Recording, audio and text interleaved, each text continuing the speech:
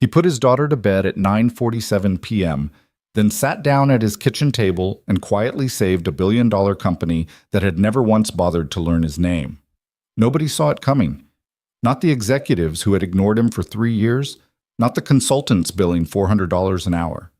And certainly not Isabella Vaughn, the CEO who had walked past his desk 100 times without ever stopping. This is the story of a man who asked for nothing, gave everything, and somehow ended up with more than he ever thought possible. If this story moves you, hit that like button and drop a comment telling me what city you're watching from. I want to see how far this story has traveled. The conference room on the 34th floor of Meridian Capital Group smelled like fresh leather and quiet desperation. It was a Tuesday in late October, and the kind of meeting that nobody scheduled unless something had already gone badly wrong. 22 people sat around a table that cost more than most of their first cars. Senior vice presidents, department heads, 2 lawyers from the legal team who had flown in from Boston that morning, and a handful of consultants in tailored suits who charged fees that made the CFO visibly wince every time he reviewed the invoices. Grayson Cole sat near the far end of the table, close to the door, in the chair that nobody else wanted, because the air conditioning vent directly overhead made it slightly colder than the rest of the room. He had been sitting in that chair for 3 years at every quarterly review, and not once had anyone suggested he move. He was 32 years old, had a face that was neither remarkable nor forgettable, just steady, the kind of face that made people feel like they could tell him things, and wore a navy blazer he'd owned since before his daughter was born. His hair needed a cut. His coffee had gone cold 20 minutes ago. He hadn't touched it. He was taking notes, not on his laptop, because he found that screens gave him a false sense of engagement without actual understanding. He used a yellow legal pad, wrote in small, precise handwriting, and underlined things twice when they mattered. Right now, he was underlining something twice. The bottom line, said Marcus Holt, the chief strategy officer, is that the Ashford merger is on track. We're looking at a finalized term sheet by the end of Q4, and our analysts are projecting a 12% revenue increase in the first 18 months post-acquisition. This is the deal that defines the next decade for Meridian. He said it the way Marcus always said things, with the absolute confidence of a man who had never once been wrong in front of witnesses, only in private. Around the table, heads nodded. There was a murmur of agreement, the sound of people deciding that agreeing was less work than questioning. Grayson kept writing. The door at the front of the room opened and Isabella Vaughn walked in without knocking, because she owned the building and therefore never needed to. The room shifted the moment she entered, not dramatically, not in the way it happened in movies, but in the small, involuntary way that rooms always shifted when someone walked in who clearly had the power to end everyone's employment before lunch.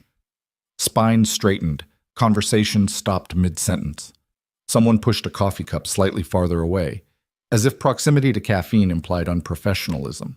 Isabella Vaughn was 30 years old, which meant she had been CEO of a publicly traded company since she was 27, and she carried that fact the way other people carry old injuries, quietly, but you could see it in how she moved. She was not tall, but she took up space in the way that certain people do, not through volume or motion, but through a kind of gravitational density, as if the room had to rearrange itself slightly to accommodate her. She wore a charcoal blazer over a white shirt, her dark hair pulled back in a way that looked effortless and had probably taken 12 minutes. She was holding a tablet, already reading something, and she didn't look up immediately when she sat down at the head of the table. When she finally did look up, her eyes moved around the room the way a surgeon looks at a scan, systematically, clinical, looking for the thing that didn't belong. "Marcus," she said, "walk me through the Ashford projections." Marcus walked her through them. He used words like synergistic and forward-looking and conservative estimate, and Isabella listened without expression, which was more unnerving than if she'd frowned. When he finished, she was quiet for a moment. "Which consultants ran the due diligence on Ashford's Eastern Division assets?"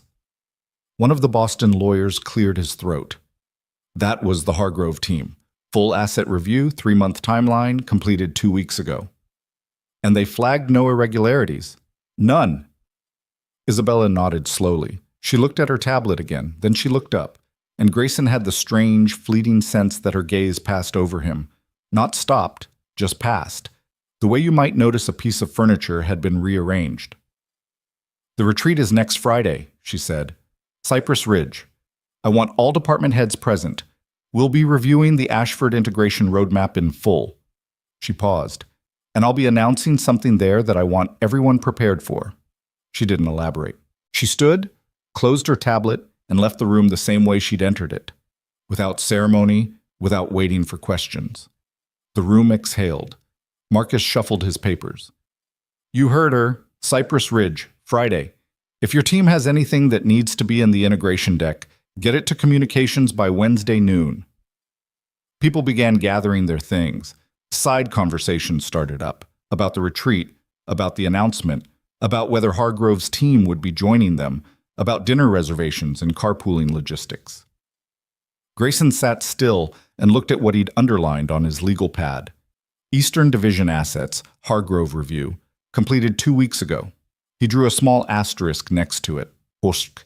He picked up his daughter from aftercare at 5:45, which was the absolute latest he allowed himself, because Lily's aftercare program ended at 6, and the look on her face when he was the last parent to arrive was something he had trained himself to avoid at almost any professional cost.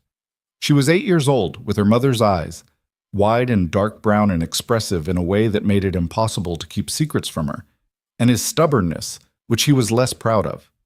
She was wearing a soccer jersey 2 sizes too big and carrying a backpack that appeared to weigh approximately half of what she did.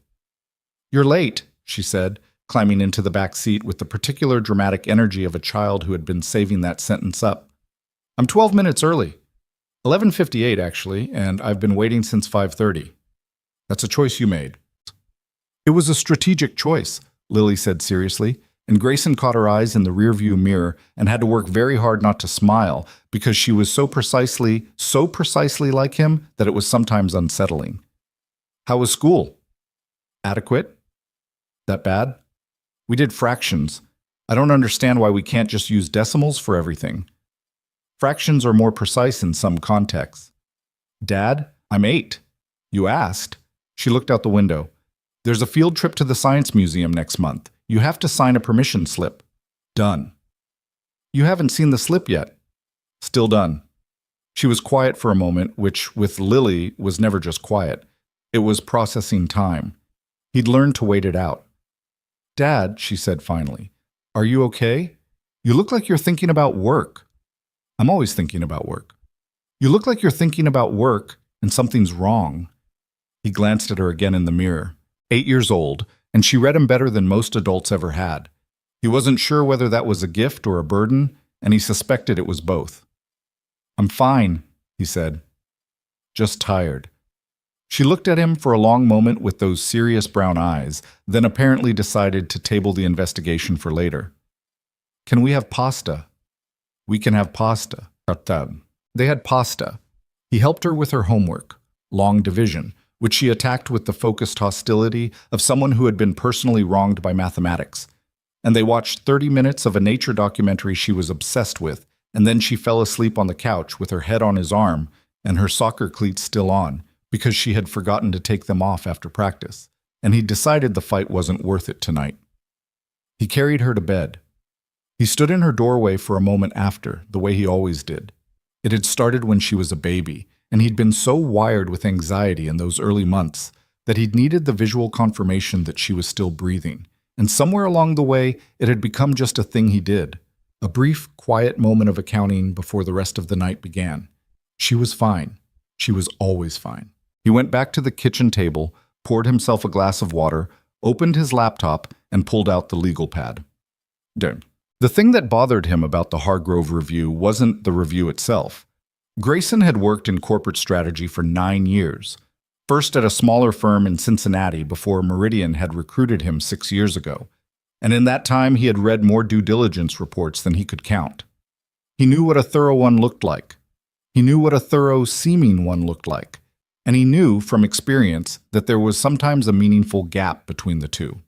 What bothered him was a set of numbers.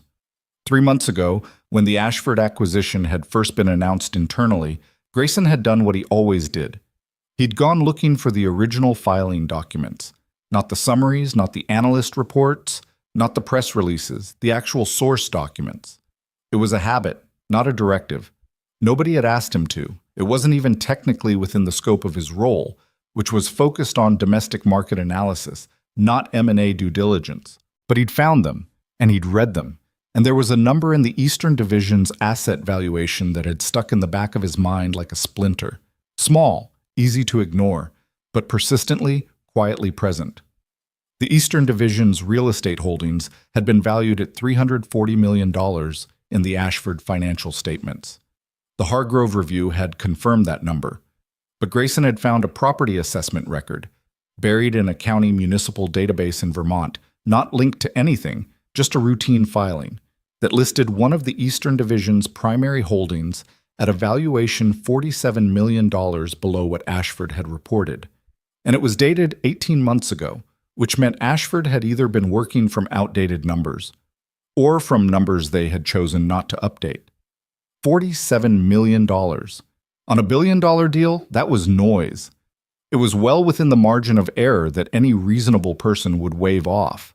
It was probably nothing. It was almost certainly nothing. But it was a discrepancy. And in Grayson's experience, discrepancies that nobody could explain were almost never nothing. He opened his laptop and started pulling county records. He worked until 2 in the morning. When he finally went to bed, he had a spreadsheet with 43 rows and a knot in his stomach that he knew, from experience, meant he wasn't done. The next night, after Lily was in bed and her homework was done and her soccer bag was repacked for Thursday's practice, he opened the spreadsheet again. He pulled property records from 4 states. He cross-referenced asset filings. He found 2 more discrepancies, smaller than the first, but the same pattern. Valuations that didn't quite match the paper trail, assessed at dates that were inconvenient, from offices that were technically separate entities but shared mailing addresses with Ashford subsidiaries. By Thursday night, the spreadsheet had 91 rows. On Friday morning, the company van left for Cypress Ridge. The retreat center was 2 hours north of the city, nestled in the kind of wooded landscape that people paid significant amounts of money to briefly pretend they lived in. There were hiking trails and a lake and a large main lodge with exposed timber beams, and a fireplace that was mostly decorative, and a conference room with a projector screen that was very much not. Grayson had a room he shared with nobody on the 2nd floor with a window that looked out into trees. He put his bag down, washed his face, and went downstairs.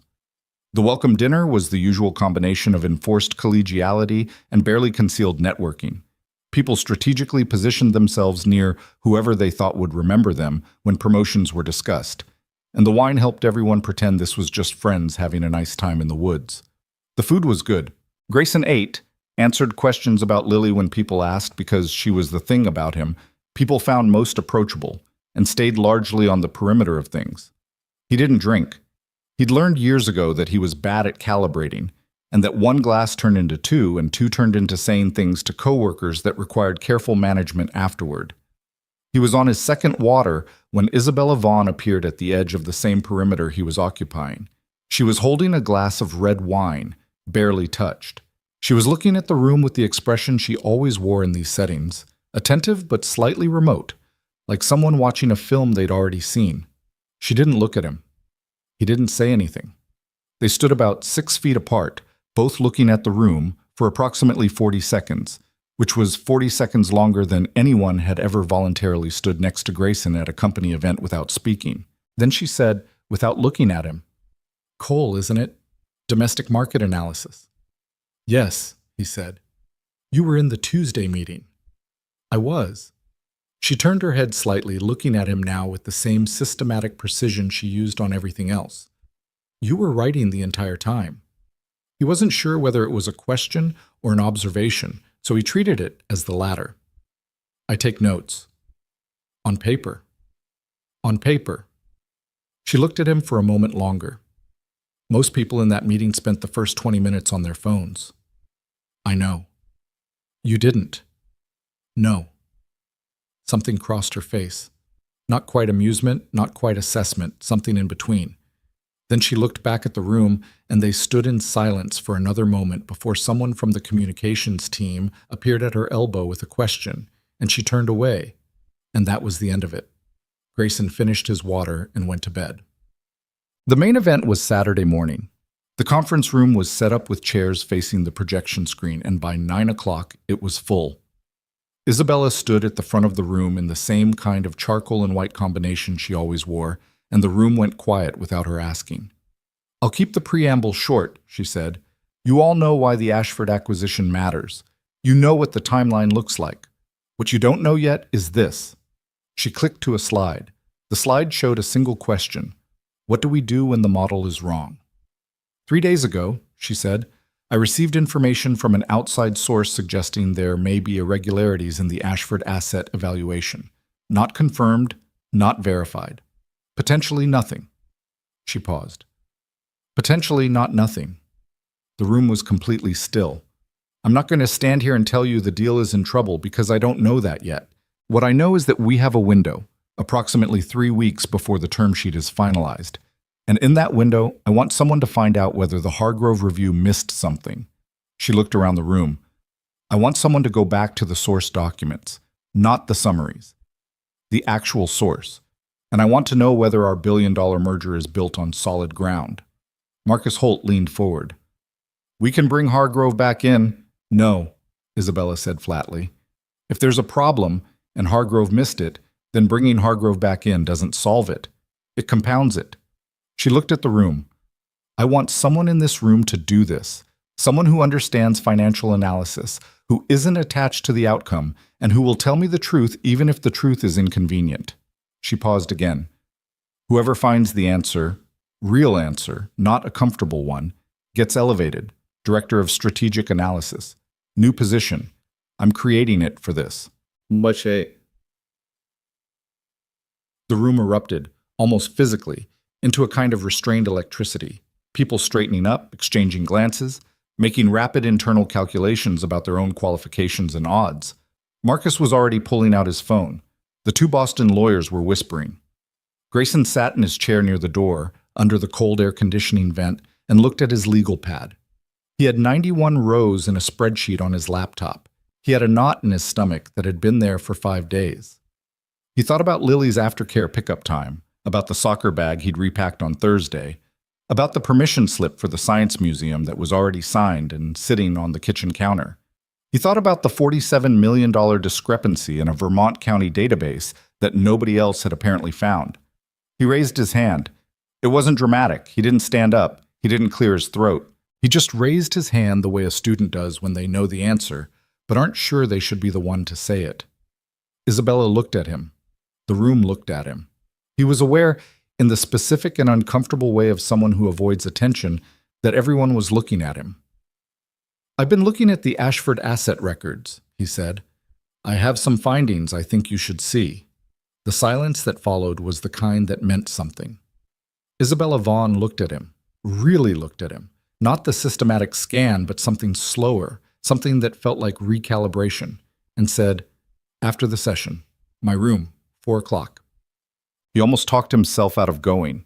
He sat in his room after lunch and stared at his laptop and went through the spreadsheet again, looking for the error he must have made, the place where he'd pulled a wrong record or misread a date or made an arithmetic mistake that would make this all embarrassingly simple. He found no error. He checked 3 more times.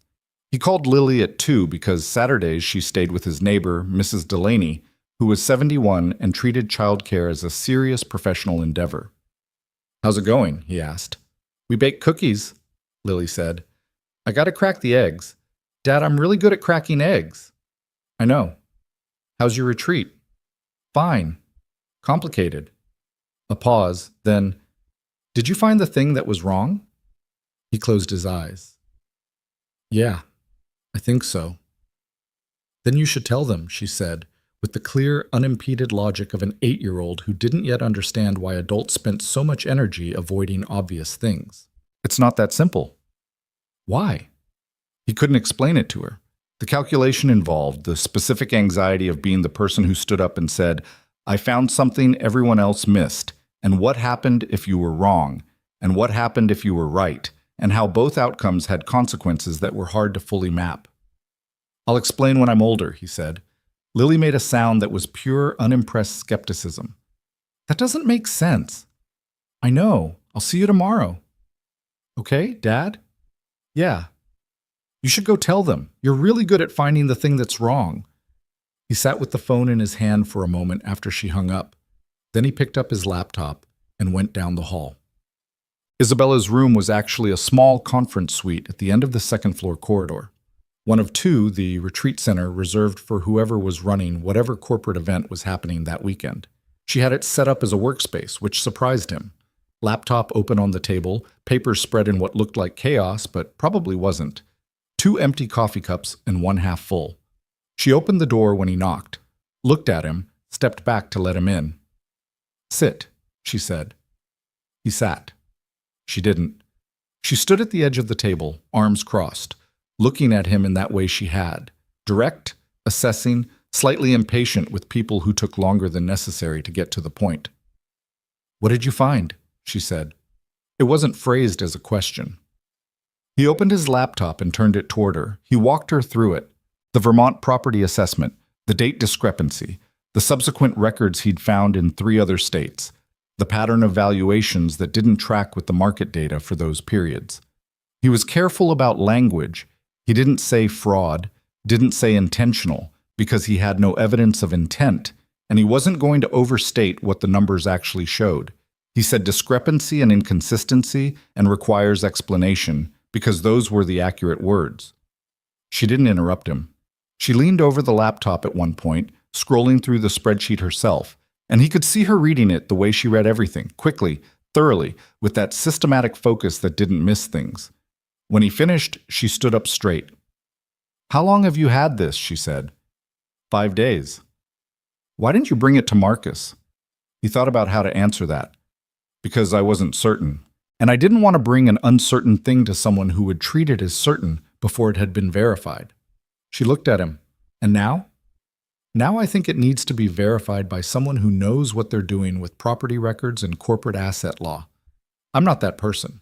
But I can tell you the discrepancy is real, and the pattern is consistent enough that I don't think it's clerical error." She turned away from him, walked to the window, looked out at the trees. She had her arms crossed again, but differently.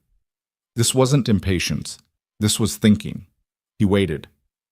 "If this is what you think it is," she said finally, without turning around, "we're looking at a potential fraud disclosure obligation, which means legal involvement, which means the term sheet timeline shifts.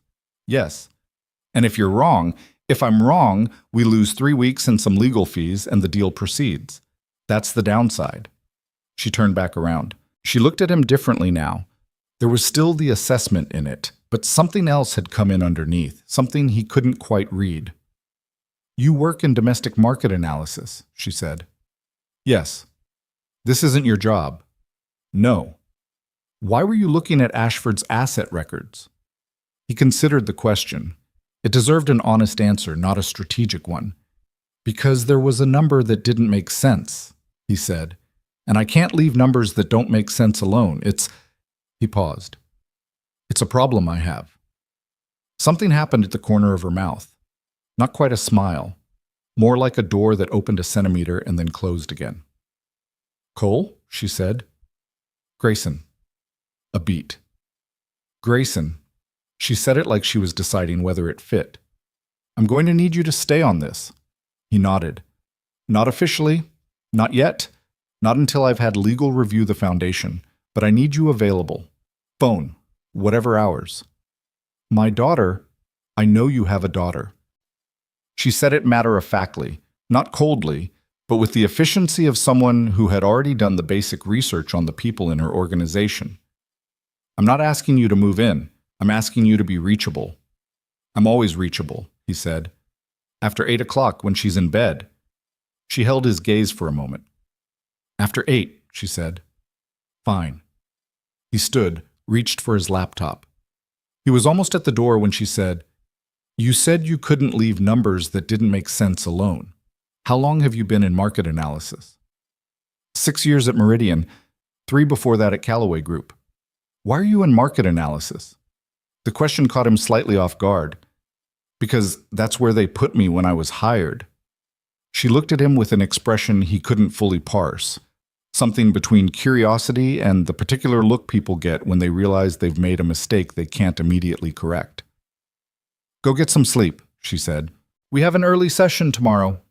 He left. Walking back down the corridor, he became aware that his hands were completely steady, which surprised him. He'd expected them to shake, had sort of braced for it.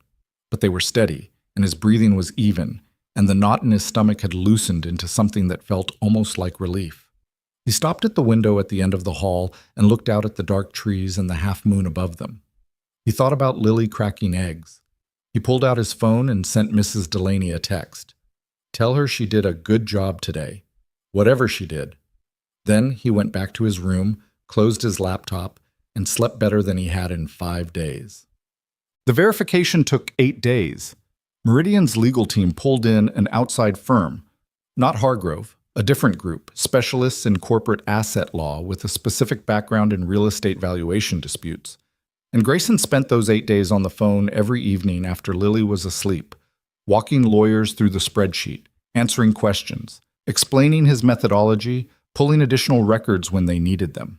He did this from his kitchen table, in the same chair where he helped Lily with her homework, with a cup of tea that usually went cold because he forgot about it. He wore the same gray t-shirt 4 times in 8 days. He ate dinner with his daughter every night and helped her practice for her soccer game on Wednesday, and signed the Science Museum permission slip and put it in her backpack and did not, at any point, tell her what he was working on, because she was 8 and didn't need the weight of it. On the 9th day, a Thursday, his phone rang at 6:45 in the evening while he and Lily were washing dishes. It was a number he didn't recognize.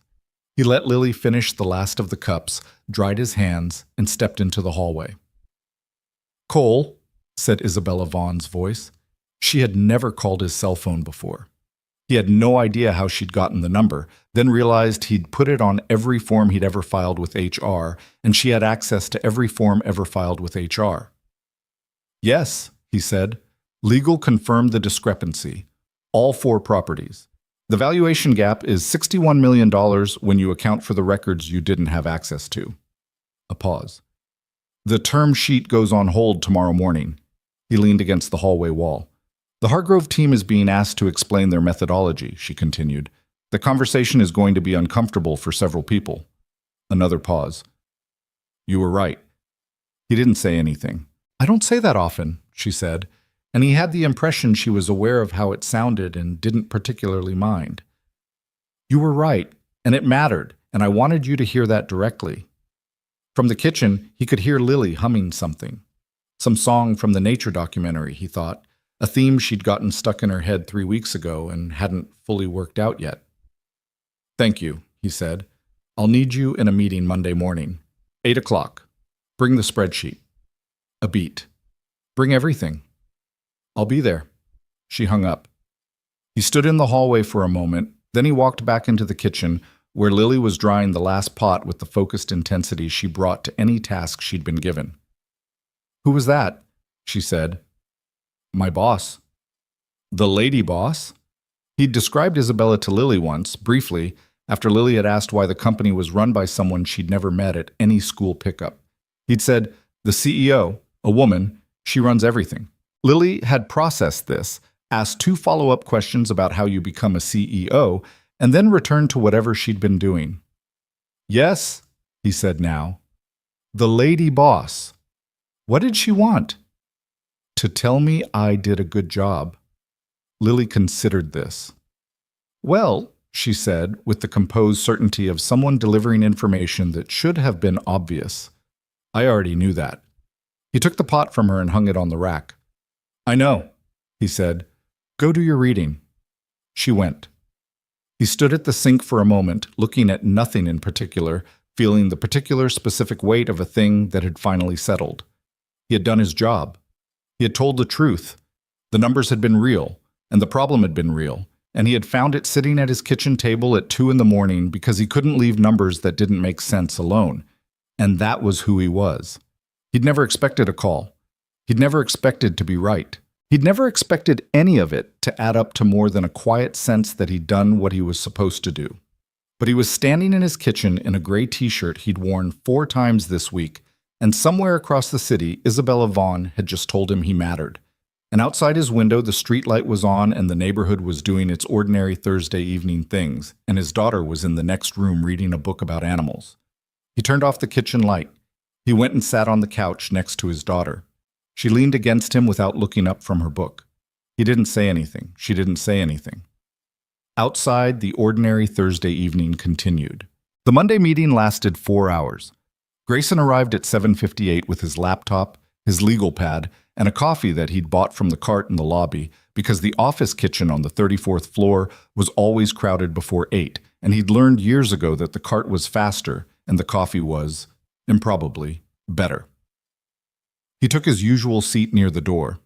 Then Isabella's assistant, a young woman named Priya, who moved through the office with the focused efficiency of someone managing several crises simultaneously, appeared at his elbow and said quietly, "Mr. Cole, Ms. Vaughn would like you at the front." He looked at the seat Priya was indicating. It was 2 chairs to Isabella's left, between the chief legal officer and an empty seat that turned out to belong to the outside legal team's lead partner, a heavy-set man named Gerald Fitch, who shook Grayson's hand with the brisk formality of someone who billed by the quarter hour and knew it. Grayson sat down, opened his laptop, and tried not to think about the fact that Marcus Holt, 3 seats away, was looking at him with an expression that occupied the specific territory between professional neutrality and something considerably less neutral. Isabella walked in at 8 on the dot, sat down, and opened the meeting without preamble. The Ashford term sheet is on hold as of Friday. Ashford's legal team has been notified. They've asked for 48 hours to respond to the valuation discrepancy documentation, and we've given them that. She looked at Fitch. "Gerald." Fitch walked through the legal analysis for 20 minutes.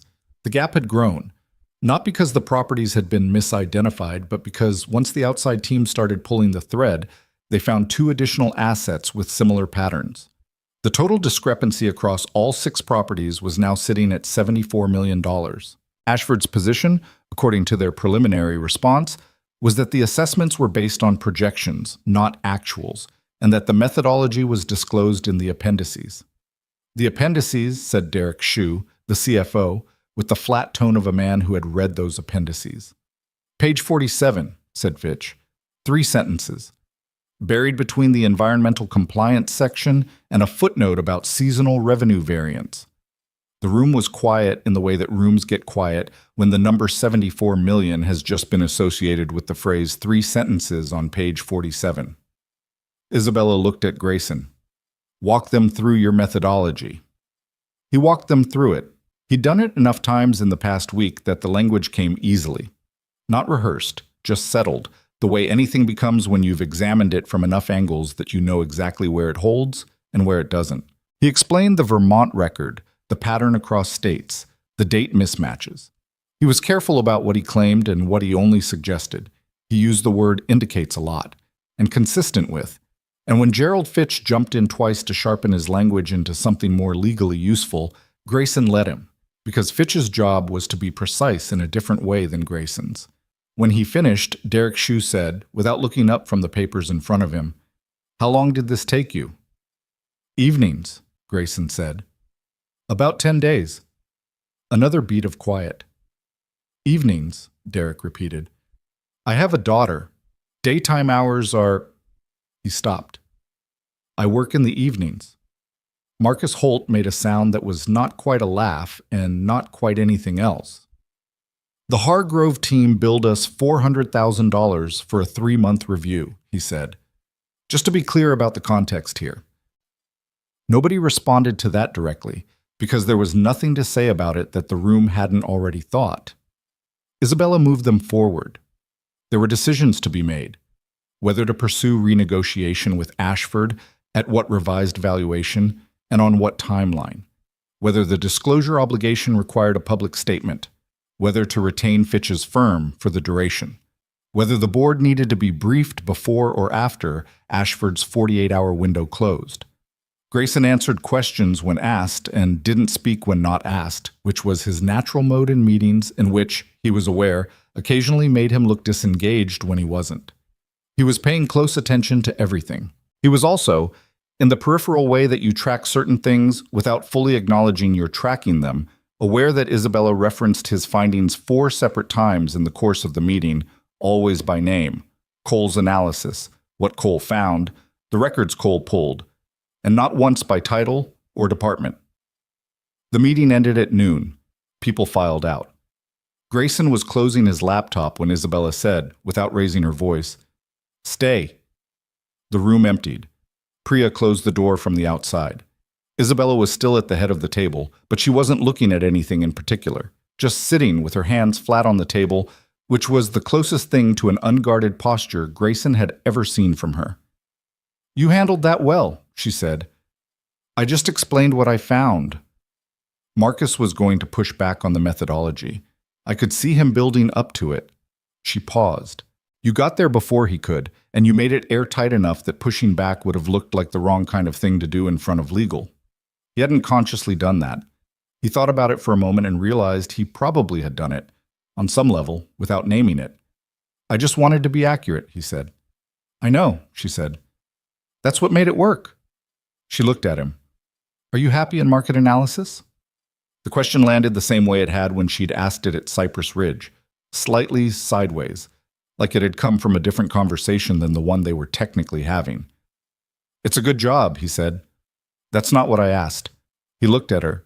She was watching him with the patient, almost impersonal attention she gave to anything she was genuinely trying to understand. "No," he said finally. "Not entirely." "What would entirely look like?"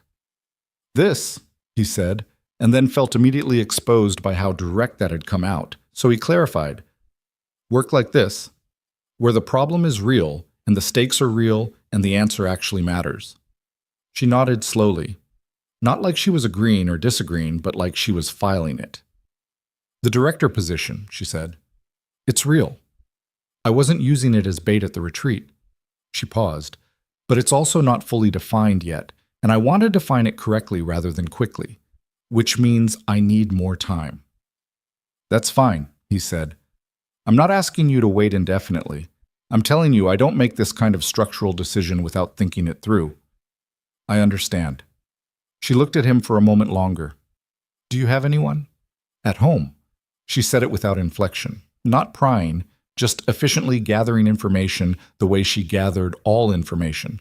"Someone handling things while you work late." "Mrs. Delaney. My neighbor. She's—" He thought about how to describe Mrs. Delaney, who was 71 and had opinions about everything, and made Lily do her homework before she was allowed any cookies, which Lily resented and Grayson was secretly grateful for. "She's reliable."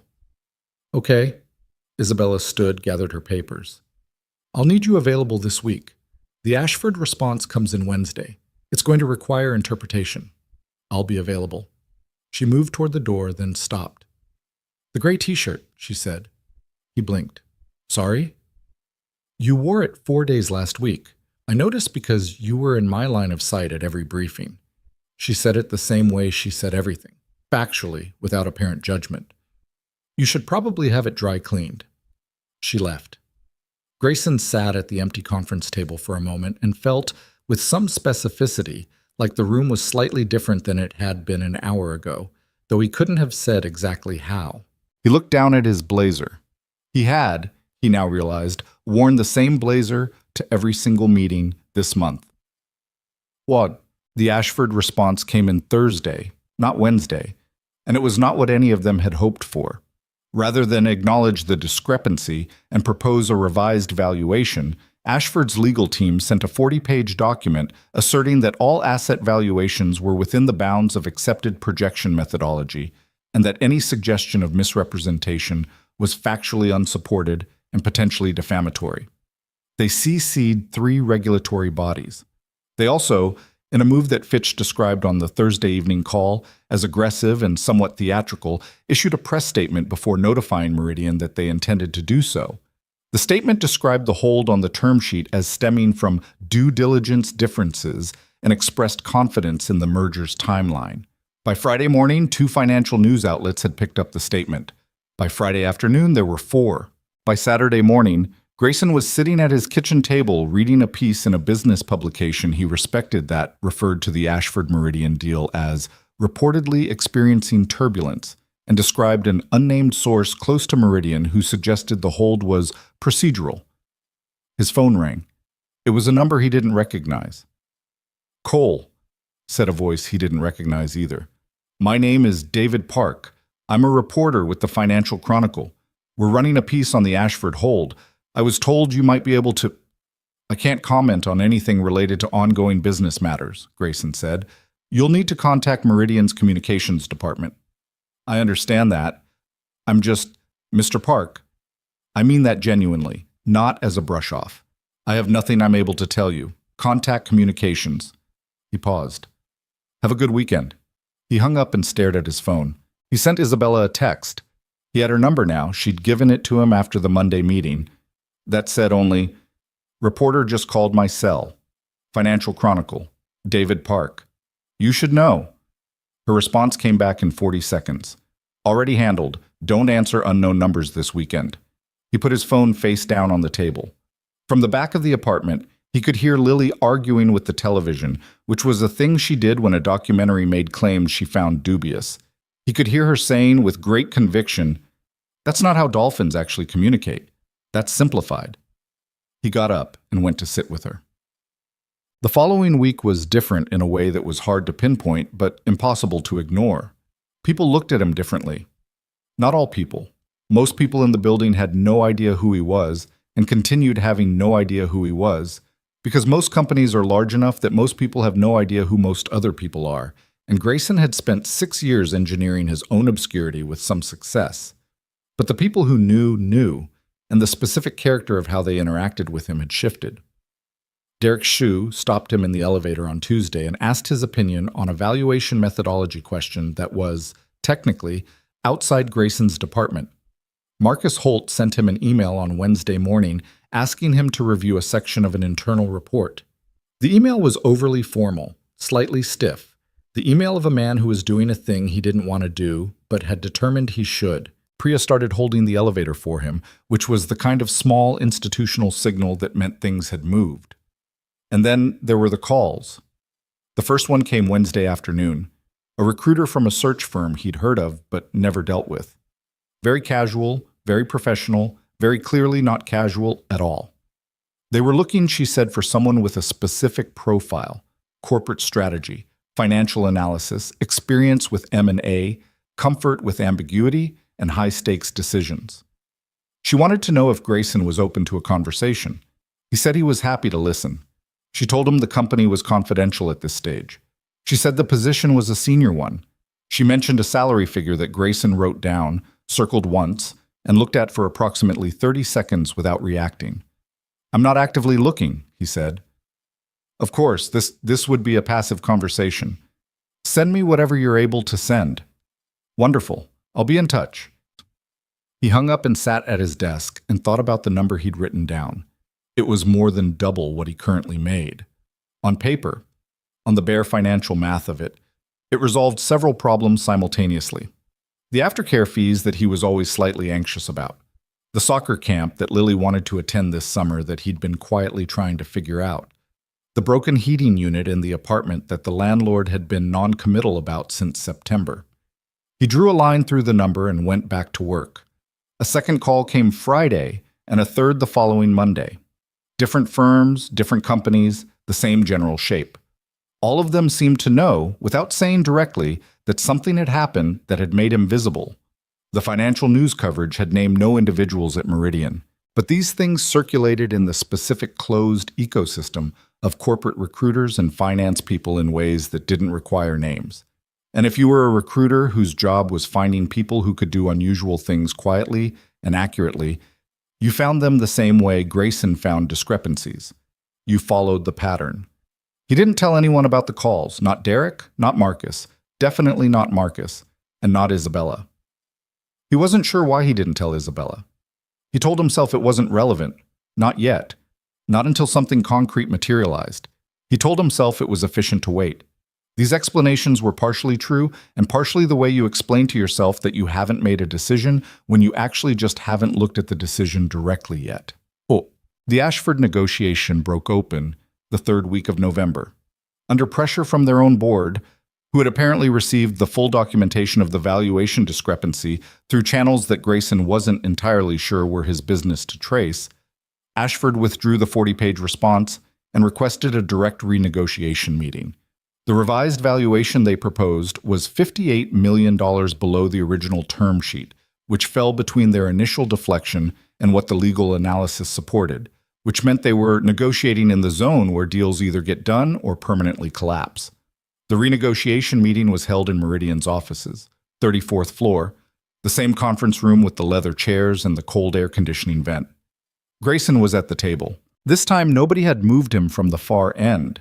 Priya had put his name card at the table's right side, equidistant between Fitch and Derek, which was not where a domestic market analyst sat at an M&A renegotiation.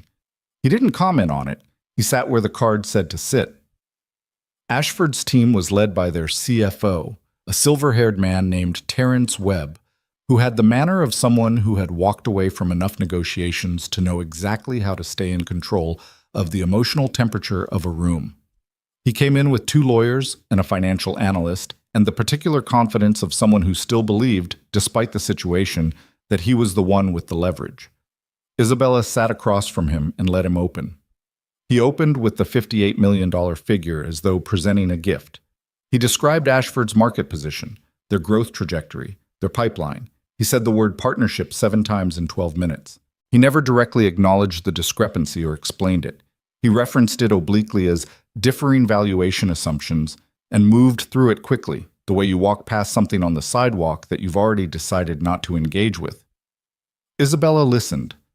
She was better at listening than anyone Grayson had ever been in a room with, not in the therapeutic sense, but in the tactical sense, the way a really good card player listens, tracking everything, giving away nothing. When Webb finished, she said, "Walk me through the methodology on the Vermont property." Webb glanced at his analyst. The analyst opened a folder. He began explaining projection models and assessment period windows and the standard practices in the industry for commercial real estate valuation in markets with limited comparable transactions.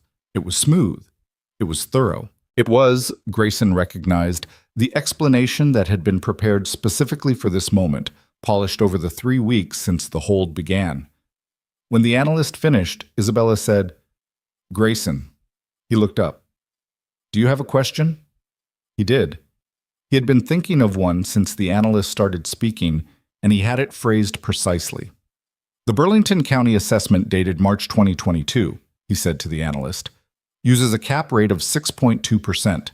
The comparable transactions you're referencing from that market in 2021 and 2022 averaged 4.8. What's the basis for the 6.2? The analyst looked at his folder. He looked at it for slightly longer than the question warranted. There were specific factors in the Burlington property that justified a higher cap rate, he said. What factors? Tenant concentration risk, and the property was 83% occupied by a single tenant with a 12-year lease at the time of the assessment, Grayson said. He said it without aggression, with exactly the same level of energy he used to explain things to Lily. That's typically a lower risk profile, not higher. A higher cap rate would reduce the property's value, which contradicts the valuation you reported. Can you explain the discrepancy? The room was quiet. Webb looked at his analyst. His analyst looked at his folder. His lawyer leaned slightly toward him and said something that Grayson couldn't hear. Webb looked at Isabella. "We may need a short recess," he said. "Of course," Isabella said. During the recess, Grayson went to the kitchen and stood in line for coffee and waited, and Derek Shue appeared beside him in line and said, in a low voice that was trying very hard to be casual, "Where did you have that number memorized?" "I pull records in the evenings," Grayson said. "I was reading the Burlington file on Tuesday." Derek looked at him for a moment. "Do you have like a system, or do you just—" "I just read them," Grayson said. "Right." Derek was quiet for a second. "Okay." They got their coffees and went back to the conference room. The recess lasted 20 minutes. When Webb returned, he and Isabella had a private conversation that lasted another 15, during which Grayson sat at his end of the table and answered an email from Lily's school about the Science Museum field trip, confirming that he'd already submitted the permission slip. When Isabella came back to the table, her expression was precisely what it always was, which told him nothing. What happened next told him something. Ashford agreed to a revised valuation that was $71 million below the original term sheet, $13 million below what they'd offered that morning. and that included an indemnification clause covering any additional discrepancies found in the asset review period. It was not quite what the legal analysis had supported as the floor, but it was within $3 million of it, and it was done. The handshakes happened. Webb and his team left. Fitch began packing up his papers with the brisk satisfaction of a man whose next invoice was already drafted. Grayson was almost at the door when he heard Isabella say his name. He turned. She was across the room, still at the table, but she was looking directly at him with an expression he had never seen on her before. Not the assessment, not the professional evaluation, something more direct than those, and he thought less armored. "The cap rate question," she said. "Yes." "You didn't have to take that on. That was Fitch's territory." Fitch didn't have the Burlington numbers memorized. "No." She paused. "You knew exactly what it would do to the recess." He had known. He wasn't going to pretend he hadn't. "Yes." She looked at him for another moment. "Go home to your daughter," she said finally. "You've had a long week." He went. It. The merger finalized on a Friday afternoon in December, 17 days after the renegotiation. The press release went out at 4:30, and by 5 o'clock the financial news cycle had picked it up. And by 6, there were 2 pieces that described the Ashford Meridian deal as a case study in how rigorous internal due diligence could rescue a transaction from structural misrepresentation. Neither piece named Grayson. Both pieces described in general terms the role of an internal analyst whose findings had triggered the renegotiation. His phone rang 3 times that evening with recruiter calls. He let them go to voicemail. He and Lily had frozen pizza for dinner, her choice, because she had been promised her choice of dinner on Fridays as a standing arrangement, and she had been choosing frozen pizza with considerable consistency for 4 months. They ate it on the couch watching the nature documentary, which had moved on from dolphins to something involving migratory birds that Lily had strong opinions about. At some point, she fell asleep against his arm again, and he sat in the dark with the television on mute and his phone on the cushion beside him and thought about the recruiter voicemails he hadn't listened to, and about the number he'd written down and crossed out 3 weeks ago, and about an expression on Isabella Vaughn's face across an empty conference room that he kept almost placing, and then not quite. He didn't arrive at any conclusions. He carried Lily to bed. He stood in her doorway for the usual moment. Then he went to the kitchen table, and instead of opening his laptop, he just sat there in the quiet, in the dark, with his hands around a mug of tea that had gone cold, listening to the ordinary sounds of the building around him. He was tired in a way that wasn't quite physical. He was also, underneath that, something else, something he hadn't felt in a long time, maybe years, maybe longer than he'd been tracking. He was, he realized, paying attention to his own life. The board meeting was on a Wednesday morning in the second week of January, and Grayson found out about it the same way he found out about most things at Meridian that didn't directly concern his department. Priya mentioned it in passing while refilling the coffee station on the 34th floor. "Big morning," she said, not looking up from what she was doing. "Board's in at 9. "Full board?" "All 7, plus 2 external advisors." She finally looked up. "Isabella's been in since 6.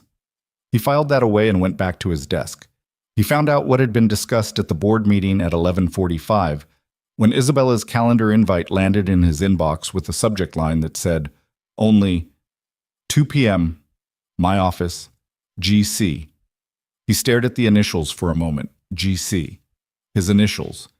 She'd never used his initials before. She'd never, in fact, sent him a calendar invite before.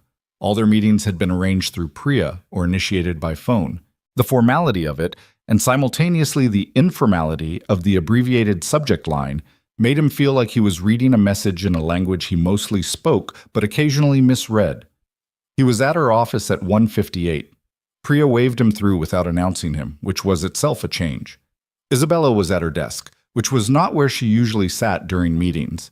She usually moved to the small round table by the window, which was for conversations, and the desk was for working. She gestured at the chair across from her without looking up from what she was reading. He sat. He waited. She finished the page, set it face down on her desk, and looked at him. "The board approved the Director of Strategic Analysis position this morning," she said. Something shifted in his chest. He kept his face even. "The structure is different from what I originally outlined at Cypress Ridge," she continued. I expanded the scope based on what I observed during the Ashford process. You'd be heading a new internal analysis unit, 3 analysts reporting to you, budget authority, direct access to executive briefings. The mandate is specifically for identifying risk in high-stakes transactions before they reach the due diligence stage. She slid a document across the desk. He picked it up. It was a job description, a page and a half, tight language, precise scope. He read it once quickly and then once more slowly. The compensation, she said, and named a number. It was not as high as the number he'd written down and crossed out in November. It was considerably more than what he currently made. He put the document down. You said you expanded the scope, he said. What changed? She considered the question with the particular focus she gave to things she wanted to answer accurately. The Ashford process demonstrated something I hadn't fully accounted for when I originally defined the role. It's not just about finding discrepancies in documents. It's about knowing which questions to ask at the moment when asking them changes the outcome. She paused. That's a different skill set than what I described at the retreat. I designed the position around what I actually need rather than what I thought I needed at the time. He thought about the Burlington cap rate question. He thought about the specific moment he'd asked it and what it had done to the next 20 minutes. What's the reporting structure? He said. Directly to me. For now. The words "for now" sat in the air between them. I want to think about it, he said. Something crossed her face. Brief, controlled, but there. Not surprise exactly. Something adjacent to it. Of course, she said. I don't mean I'm not interested. I mean I have a few things to think through before I give you an answer. She nodded once. How long do you need? A week. You have until Monday. He stood, picked up the document, and moved toward the door.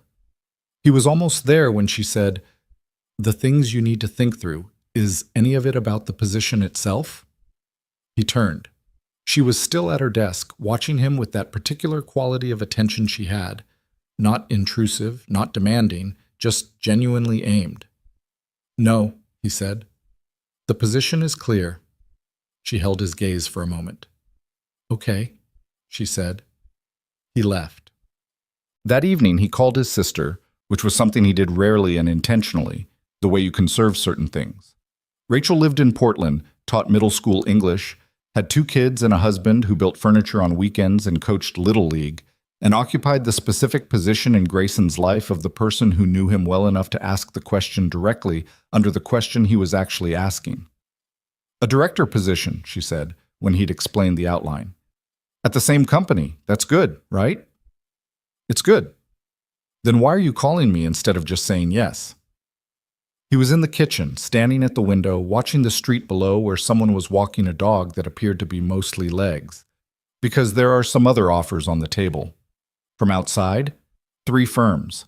I haven't done anything with them beyond initial conversations, but they're real. How real? One of them, a firm called Callaway Strategic Partners, which is ironic because I worked for a Callaway group 9 years ago, no relation. They reached out through a recruiter and now they've come back directly. VP of Strategy. The comp is... He paused. It's significant. Compared to the internal offer? Compared to everything. Rachel was quiet for a moment. He could hear her moving around in her kitchen, the sound of dishes, probably cleaning up after dinner. What does the Callaway job look like? The actual work? I haven't gotten that far into specifics yet. But the role would involve more travel, less day-to-day operational involvement, more advisory. More travel as in more time away from Lily. Yes. Okay. More dish sounds. And the Meridian position. Direct access, real problems. The kind of work I was doing for the past 2 months, but actually my job. He paused. And Lily's school is 7 minutes from the office. Rachel let that sit for a moment. So the question is about the money. The question is partly about the money. Is the money the question, or is the money a reason to keep asking questions? He leaned against the counter. Outside, the dog and its legs had rounded the corner. What does that mean? It means sometimes people introduce a financial complexity into a decision that's already made in their gut because the gut answer scares them a little. He didn't say anything. Grayson? I know. What scares you about staying? He thought about how to answer that in a way that was honest without being more honest than he was prepared to be with himself yet. The situation has gotten complicated. Complicated how? In ways that have nothing to do with the job description. A pause. He could almost hear Rachel recalibrating. Complicated, like a person complicated? He didn't answer. Oh, she said. It's not... He stopped. It's nothing. It's a professional situation that I want to be careful about. Careful is a very Grayson word, Rachel said. You use it when you mean something that isn't careful at all. A beat. Is it someone at the company? Rachel. I'm not going to tell anyone. Lily is 8. You've been alone for 6 years. I'm asking as your sister. He rubbed the back of his neck. He hadn't eaten dinner yet, and he was hungry, and this was exactly the kind of conversation that he'd known he was opening when he dialed her number, which meant, on some level, he'd wanted it. She's my CEO, he said. The silence on the other end was very full. Okay, Rachel said finally. Not judgmentally, just, okay, I am holding this information now. It's not a situation, he said. There's no situation. He tried to find language that was accurate. She's complicated, and she's sharp in a way that I respect, and she's been... He stopped again. She's been what? Paying attention, he said, in a way I didn't expect. To you. To the work. And, yes. Rachel exhaled slowly. Do you think she... I don't know. I genuinely don't know. And it doesn't matter because the reporting structure alone makes it... It matters, Rachel said. It doesn't make things simple, but it matters. He looked at the ceiling. I called you for professional advice. You called me because you needed to say this out loud to someone who already knew you, which means you already know what you're going to decide. I don't, he said. I genuinely don't. Yes, you do, she said, not unkindly. You just want to make sure you're deciding for the right reasons. He stood there in his quiet kitchen for a moment, the refrigerator humming behind him, the city doing its ordinary nighttime things outside. How are the kids? He said. She let him change the subject. That was also something she knew how to do. The Callaway meeting was Thursday afternoon. They'd asked for an in-person conversation, which was itself a statement. Flying someone up for an in-person at this stage meant they were serious. And the person they sent was a senior managing director named Claire Ashmore, who was sharp and direct and extremely good at making compensation packages sound like they were doing you a favor by letting you accept them. They met at a restaurant near Meridian's offices. Neutral ground, which was deliberate on their part. Claire Ashmore had done her research. She knew about the Ashford situation without naming it directly, referring to it as Grayson's recent profile, and the Callaway offer, which she now laid out in full, was built around exactly the profile she thought she was sitting across from. The number was real. The title was real. The scope was genuinely expansive. Callaway Strategic Partners was smaller than Meridian but growing fast, and the VP role would involve building something from scratch, which was different from the director role in a meaningful way. The travel, Grayson said, about 20 minutes in. It's significant in the first year, Claire said, without softening it. We'd estimate 40% travel, maybe 45%. It levels off in year 2 as you establish the team structure. I have a daughter in 3rd grade. She nodded. We have flexible remote arrangements for family situations, and the compensation reflects the travel expectation. What would a week look like? She walked him through it. He listened carefully. He thought about what a Monday through Friday would look like with 40% of it in other cities, and he thought about Mrs. Delaney, who was 71 and reliable, but whose reliability was not something he should be building an entire life structure around. And he thought about soccer practice on Wednesday afternoons, and the nature documentary and frozen pizza on Fridays. He thought about Lily's face in the rearview mirror saying, "You look like you're thinking about work and something's wrong." "Can I ask you something?" he said. "Of course." "Why me?" "Not performatively, actually. There are people with more M&A experience, more deal history. What specifically made Callaway decide I was the profile?" Claire looked at him with what seemed like genuine appreciation for the directness of the question. "Because you found something that $400,000 in consultants missed," she said. and you found it at night after everyone else went home because you thought something was off. That's not a skill you train, it's a way of being. She paused. We want someone who works like that. And frankly, before Ashford becomes water under the bridge at Meridian, we want to have that person. It was honest. He respected the honesty. I'll have an answer for you by Monday, he said.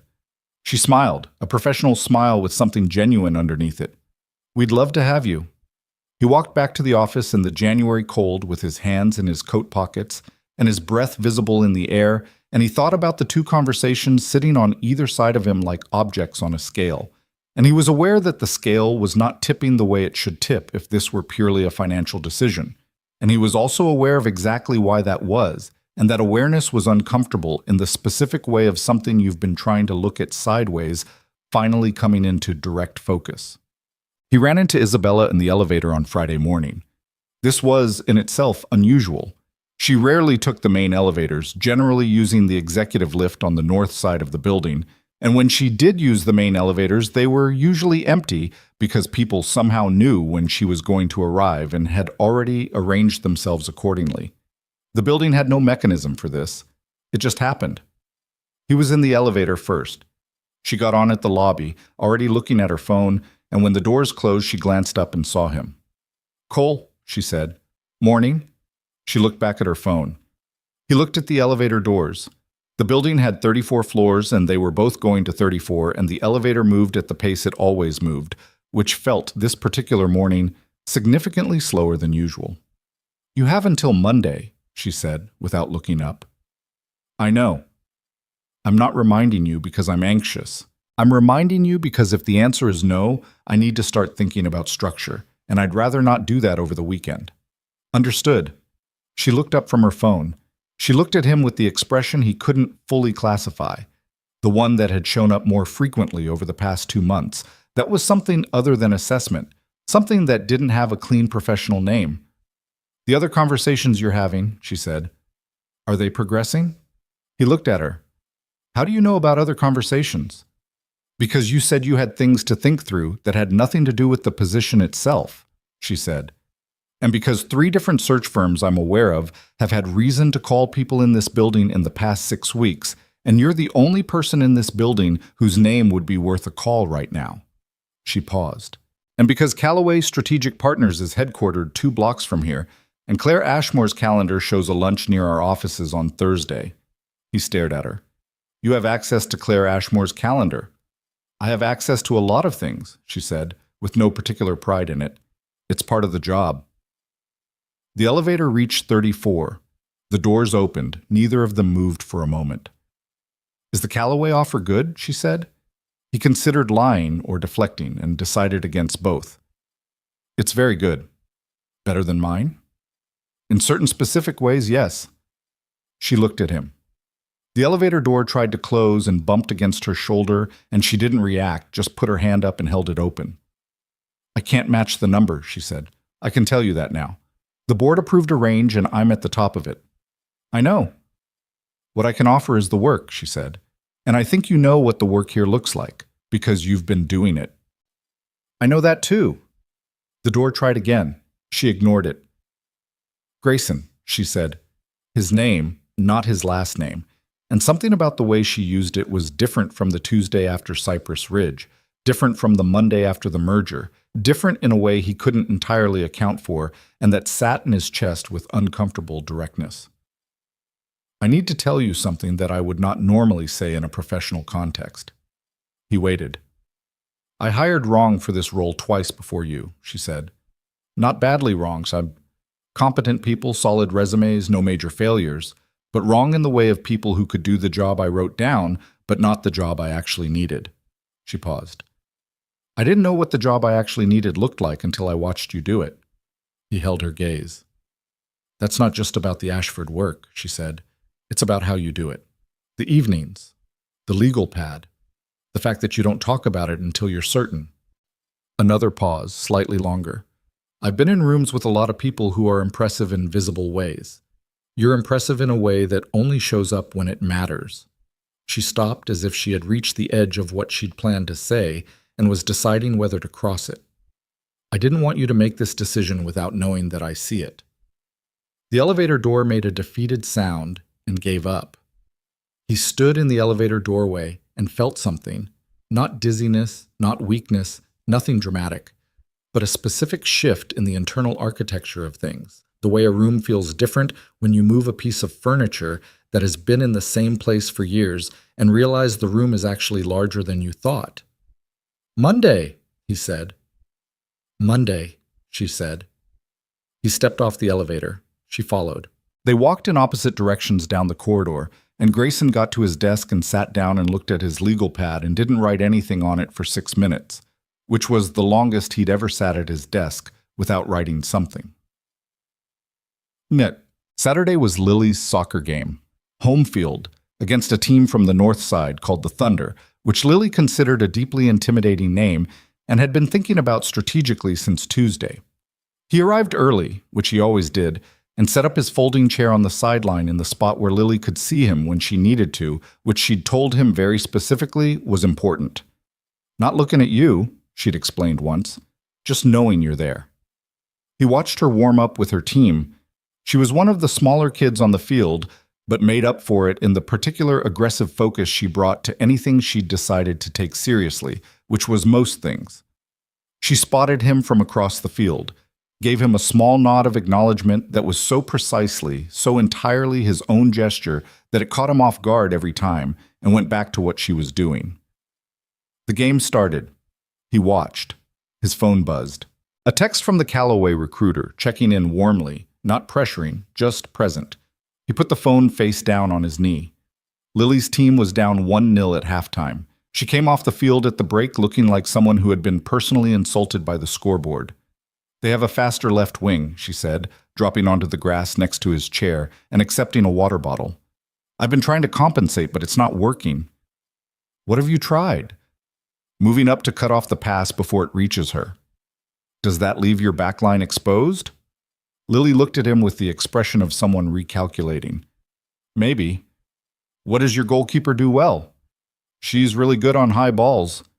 "Then let the left wing get the pass," he said. "Pull back, force them wide, make her shoot from a bad angle. Your keeper handles the high stuff." Lily drank her water and thought about this with the same focused seriousness she brought to long division she hadn't figured out yet. "That could work," she said, not entirely convinced. "It's just a thought." "Dad," she said. "Yeah." "Did you make the decision yet? About work?" He looked at her. She was looking at the field, not at him, in the way she did when she was asking something she wanted the honest answer to but wasn't sure she wanted to see his face while she got it. "Not yet," he said, "but you know what you're going to decide." He thought about Rachel saying the same thing 3 days ago. "Maybe," he said. Lily was quiet for a moment. "Is the other job far away?" "It would mean more travel." She nodded, once, slowly, the way she nodded when she was accepting information she didn't fully like, but had decided to be rational about. "Okay," she said. "Nothing's decided." "I know." She handed him the empty water bottle and stood up. "But just so you know, I don't mind if we move or whatever, as long as I can still do soccer." He looked at her, this small, serious 8-year-old person who had his stubbornness and her mother's eyes and her own particular way of carrying things that was entirely her own. "Nobody's moving," he said. She looked at him then, directly, with those wide brown eyes. "Okay," she said again, and this time it meant something different. She went back onto the field. The second half, her team's left defender pulled back the way he'd described. The Thunder's left wing got the pass twice, and both shots were high, and both were caught clean by the goalkeeper.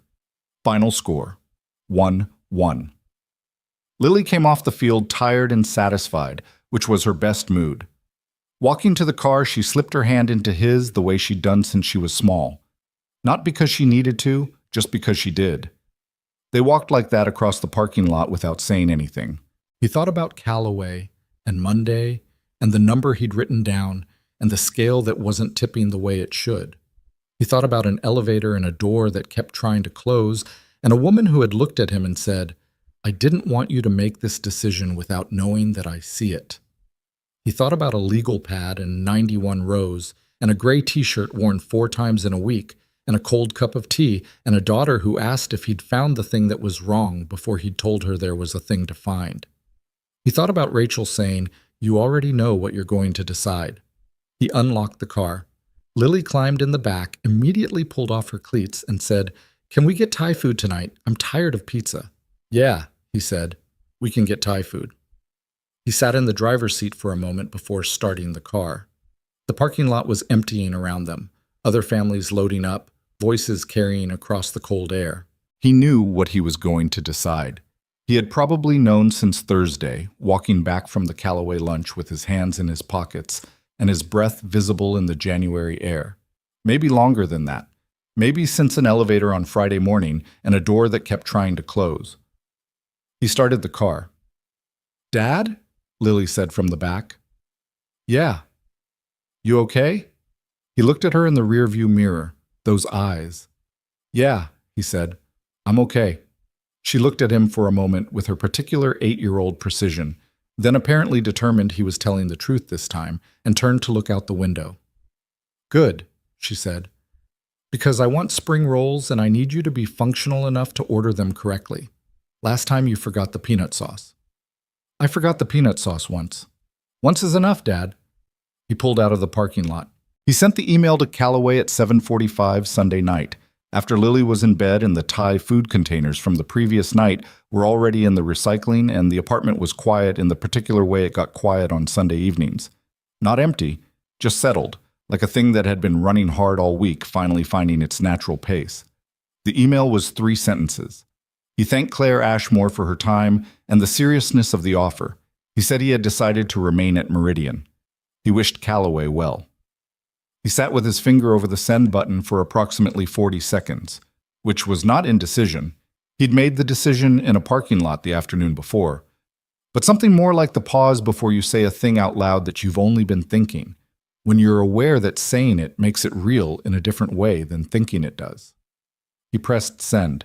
Then he opened a new email, typed Isabella's address, and wrote, "I'll be accepting the director position. I'll have the signed offer letter on your desk Monday morning." He almost signed it Grayson, and then changed it to GC, then changed it back to Grayson, then sent it before he could keep going around on that particular loop.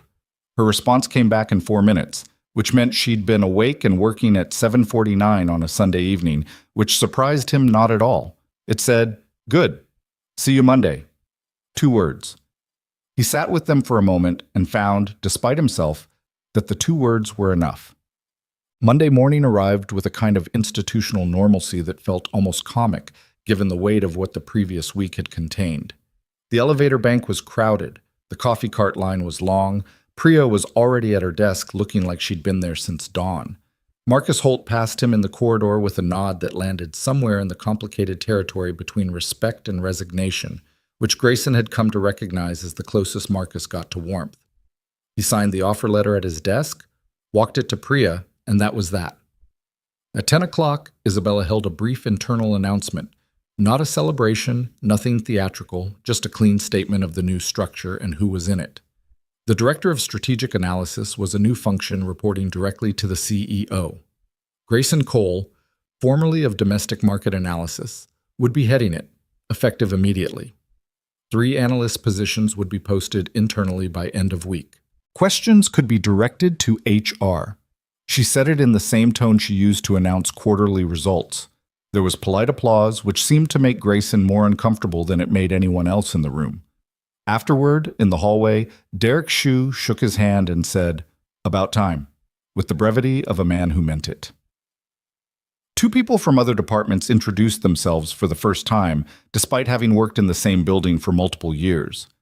One of the Boston lawyers, Fitch's colleague, sent a congratulatory email that was so professionally warm it felt almost genuine.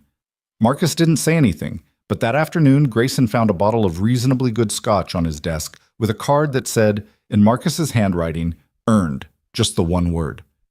Grayson put it in his desk drawer and sent a 2-sentence thank you email that Marcus responded to with a thumbs-up emoji, which felt like the most human interaction they'd ever managed. The new office was smaller than he'd expected.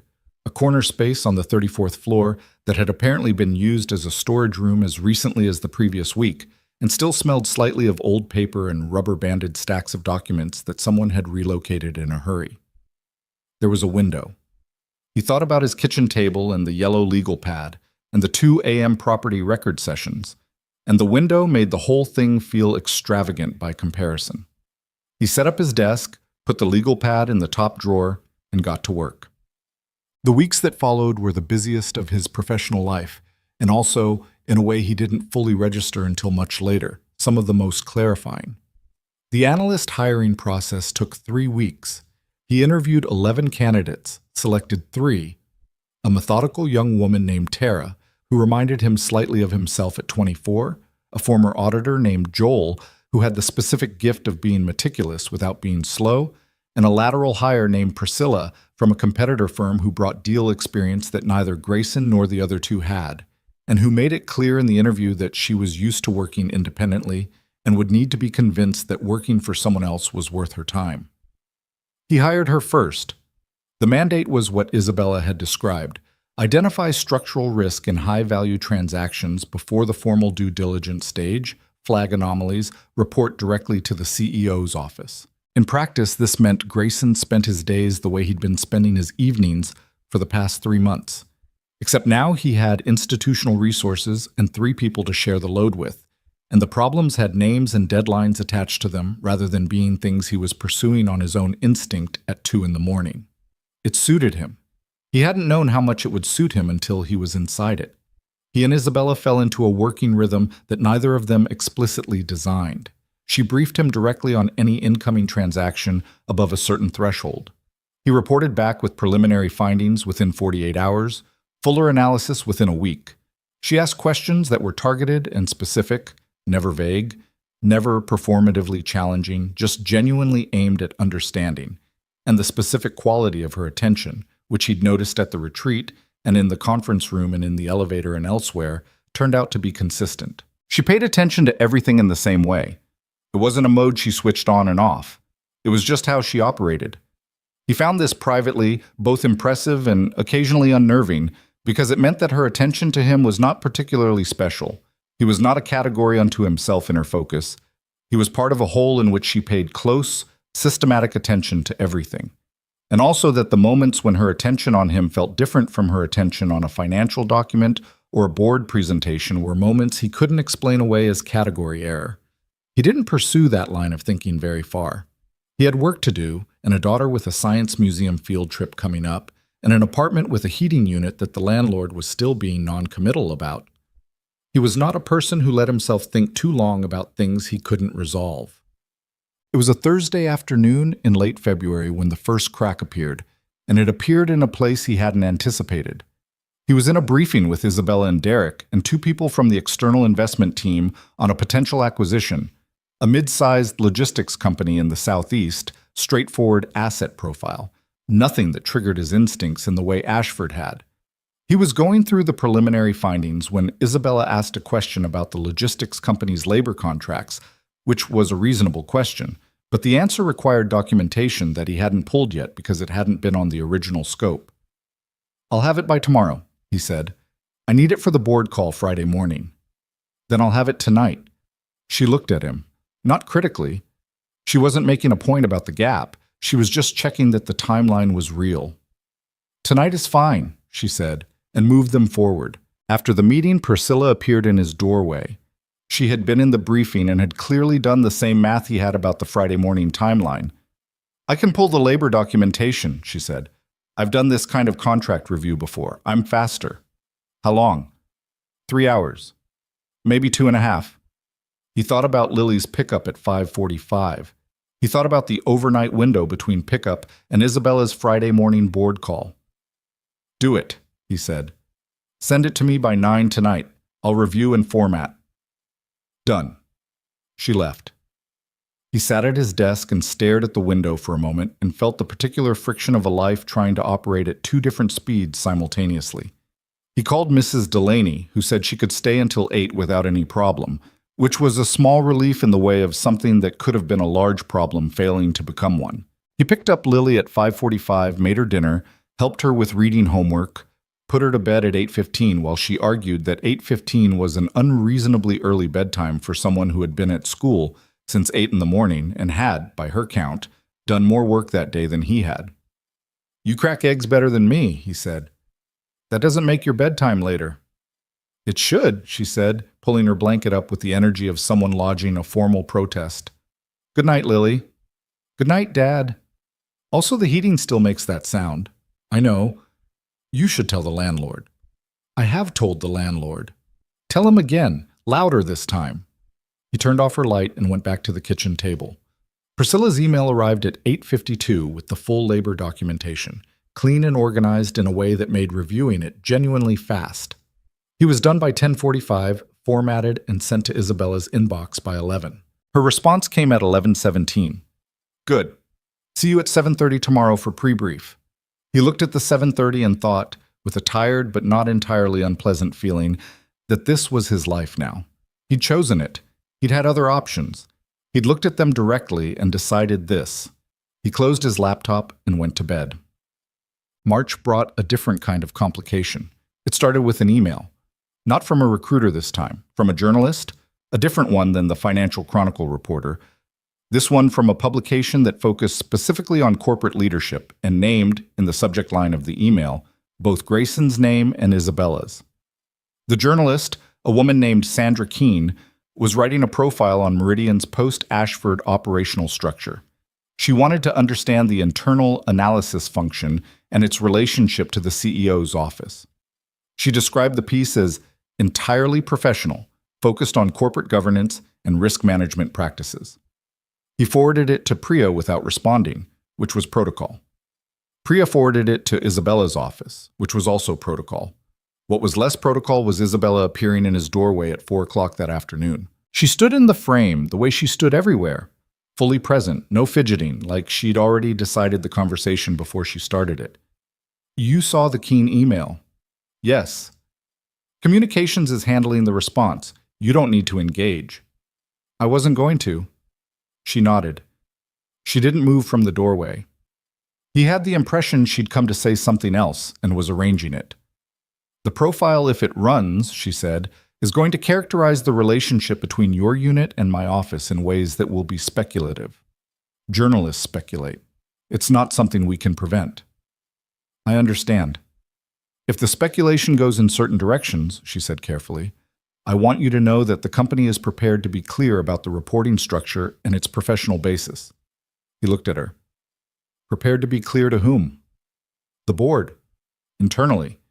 Anyone who might raise a concern." She paused.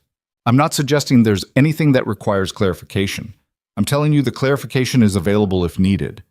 He heard what she was saying underneath what she was saying. He appreciated it and found it simultaneously slightly deflating, because it was the kind of preemptive housekeeping that people did when they were managing something they'd noticed. "Is there something that requires clarification?" he said. The question sat in the air. She looked at him with an expression he'd been cataloging for 3 months. The one that wasn't assessment, wasn't professional analysis, was something that didn't have a clean name. He'd filed it under unresolved in the part of his mind where he put things he wasn't looking at directly. "No," she said. And then, after a beat, "Not professionally." The office was very quiet. He sat with those 2 words, "not professionally," and felt the floor of the conversation shift under him in the specific way it shifts when someone has said a thing that can't be unsaid, even though nothing irreversible had actually been said. "Isabella, don't." She said it quietly, not harshly. "Not here. Not now." He stopped. She looked at him for a moment longer, then straightened. Not in a cold way, just in the way of someone putting something back in its proper place for the time being. "Communications will handle Keene," she said. "The profile runs or it doesn't. Either way, it's not the important thing." She left. He sat at his desk and stared at the window and did not, for a considerable amount of time, do any work. The Keene profile ran in April. It was titled "The New Watchdogs: How Internal Risk Intelligence is Reshaping Corporate M&A," and it was, as promised, entirely focused on governance and risk management. It mentioned Grayson twice, both times by title, neither time by name. It quoted Isabella once, a line about the strategic value of independent internal analysis that was precise and impersonal and sounded exactly like her when she was being precise and impersonal on purpose. It did not speculate in any direction that required managing. The week it ran, Meridian's stock ticked up 2 points on a positive analyst report that was entirely unrelated to the profile. And Derek Shue sent Grayson an email that said, "Nice press with a link," which was the most collegial thing Derek had ever done unprompted. Life continued. The analysis unit settled into something like an operational rhythm. Tara had a gift for pattern recognition that occasionally made Grayson feel, with some affection, like he was watching a younger version of himself be competent in ways he'd spent years figuring out. Joel was reliable in the way that excellent engineers are reliable. You told him what you needed, he came back with it. It was right. Priscilla remained the most independent person he'd ever managed, and also the most effective, which he'd learned were almost always the same thing. He and Isabella continued their working pattern. Briefings, reports, the occasional hallway conversation, the board prep sessions where she walked him through the political subtext of whatever the external advisors were going to push back on so that he understood the full context of what he was being asked to analyze. They were professional and precise with each other, and underneath that precision, there was something they both knew was there and that neither of them was moving toward or backing away from. Just holding, in the careful way you hold something fragile when you're not sure yet whether it's yours to put down. He didn't know how long that could hold. He suspected not indefinitely. It held until the second Saturday in May. Isikset. Lily's soccer game was on a Saturday morning that looked like May had finally decided to be serious about itself.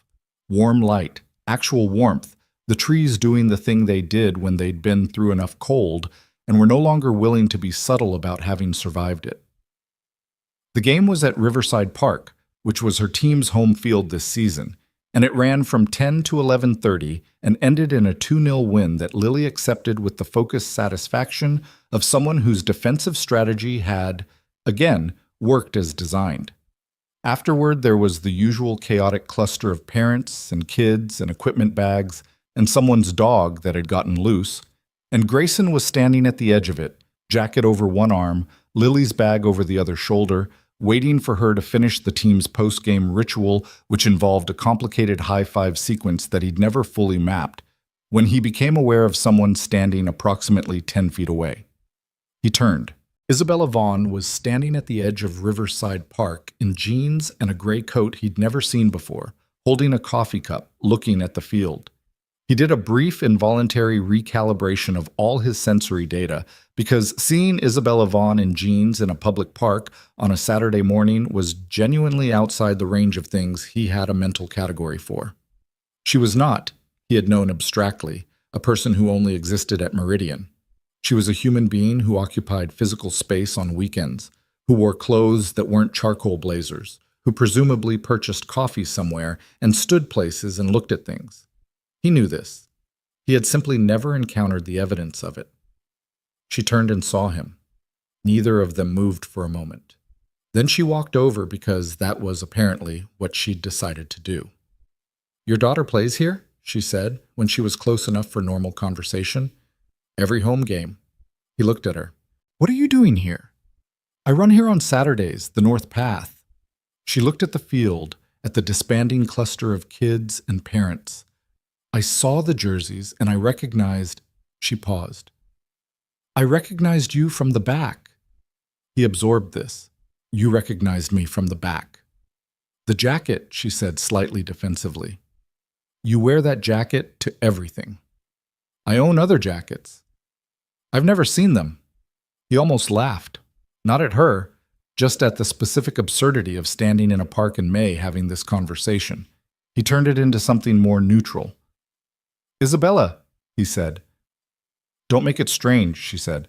"I'm not making it strange. You're standing at my daughter's soccer game." "I was running and I stopped. That's not—" She stopped herself, looked at the field again. "Is that her?" He looked. Lily was coming across the grass toward him with her bag and her cleats, and her hair escaping from its ponytail in approximately 5 directions, which was its baseline state after any physical activity. "Yeah," he said, "that's her." Lily arrived, registered the woman standing next to her father, and did the thing she always did with unfamiliar adults. A brief, rapid assessment that she didn't try to hide because she hadn't yet learned the social convention of hiding it. "Hi," she said. "Hi," Isabella said. "Do you work with my dad?" "Yes." Lily looked at Grayson, then back at Isabella with the expression of someone rapidly revising a working theory. "Are you the lady boss?" Something happened at the corner of Isabella's mouth. "I'm the CEO, yes." "He talks about you," Lily said, which was only technically true in the sense that Grayson had mentioned Isabella's name approximately 3 times in contexts where Lily had been present and paying attention. But 3 was apparently sufficient for Lily to have constructed a considerable amount of additional inference. "Does he?" Isabella said. "Not a lot," Lily said, in the particular tone of someone providing accurate clarification while simultaneously making things worse. "But when he does, he gets the face." "Lily," Grayson said. "What face?" Isabella said. "The thinking face," Lily said, "but different." "Lily, your bag." Lily took the bag from him without looking away from Isabella. "Did you watch the game?" "The end of it." "We won 2-0. I had a defensive strategy that accounted for their fastest player by pulling back and forcing them wide." She said this with the modest confidence of someone who had done a thing and was simply reporting it. "That's a good strategy," Isabella said, and she didn't say it the way adults say things to children, that performative warmth that kids can detect at 30 paces.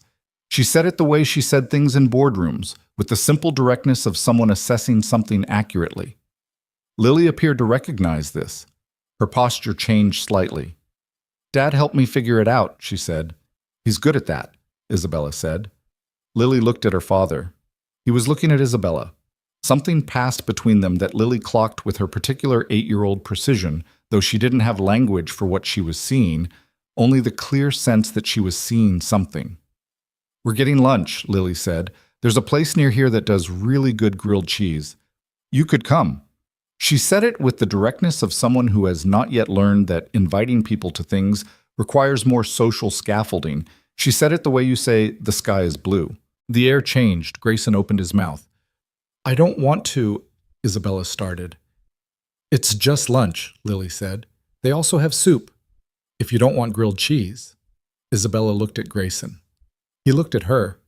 He had no idea what his face was doing, but he suspected it was doing something, because Lily had apparently been reading it for long enough to have named the face he made.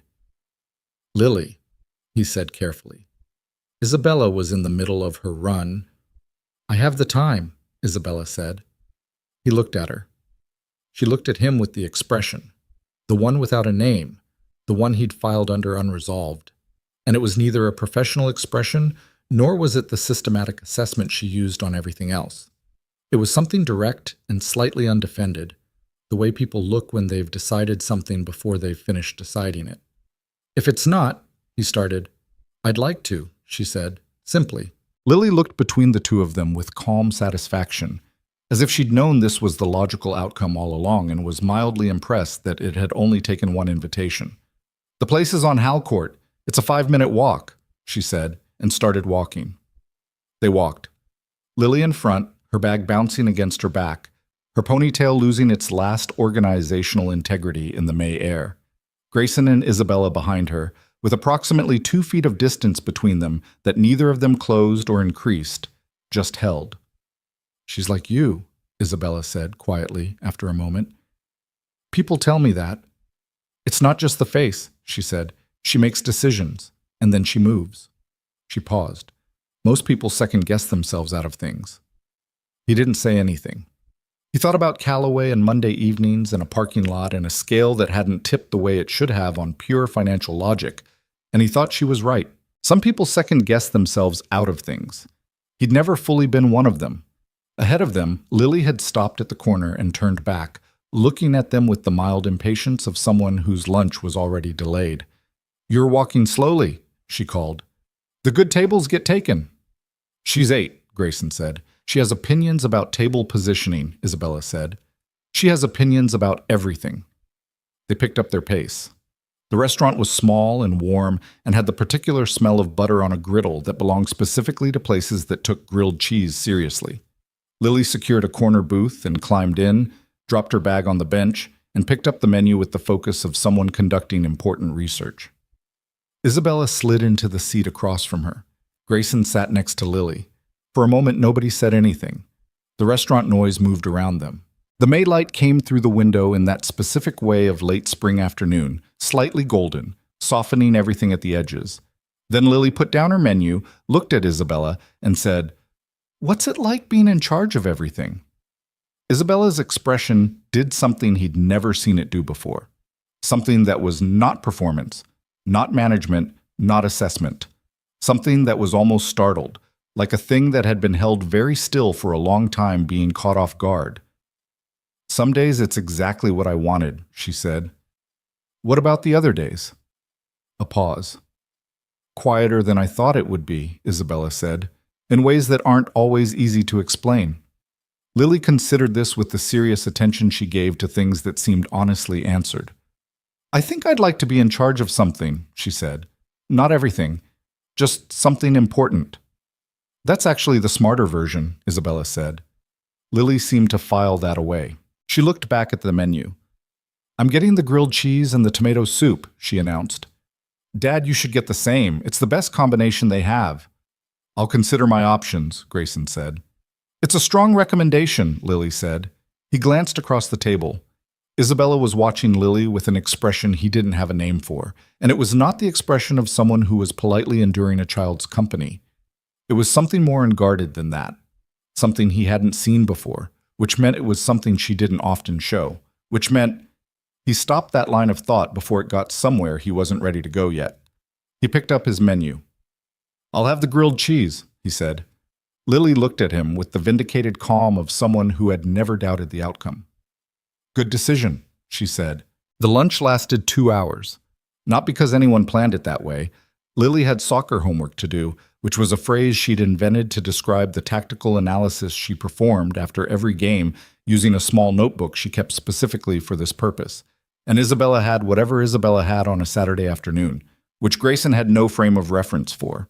But the grilled cheese was good and the tomato soup was good, and Lily asked questions with the unfiltered persistence of someone who had not yet learned that sustained interrogation of a near stranger was considered socially aggressive, and Isabella answered them, not performatively, not with the compressed warmth that adults sometimes deploy around children like a diplomatic measure, but actually as if the questions merited actual answers.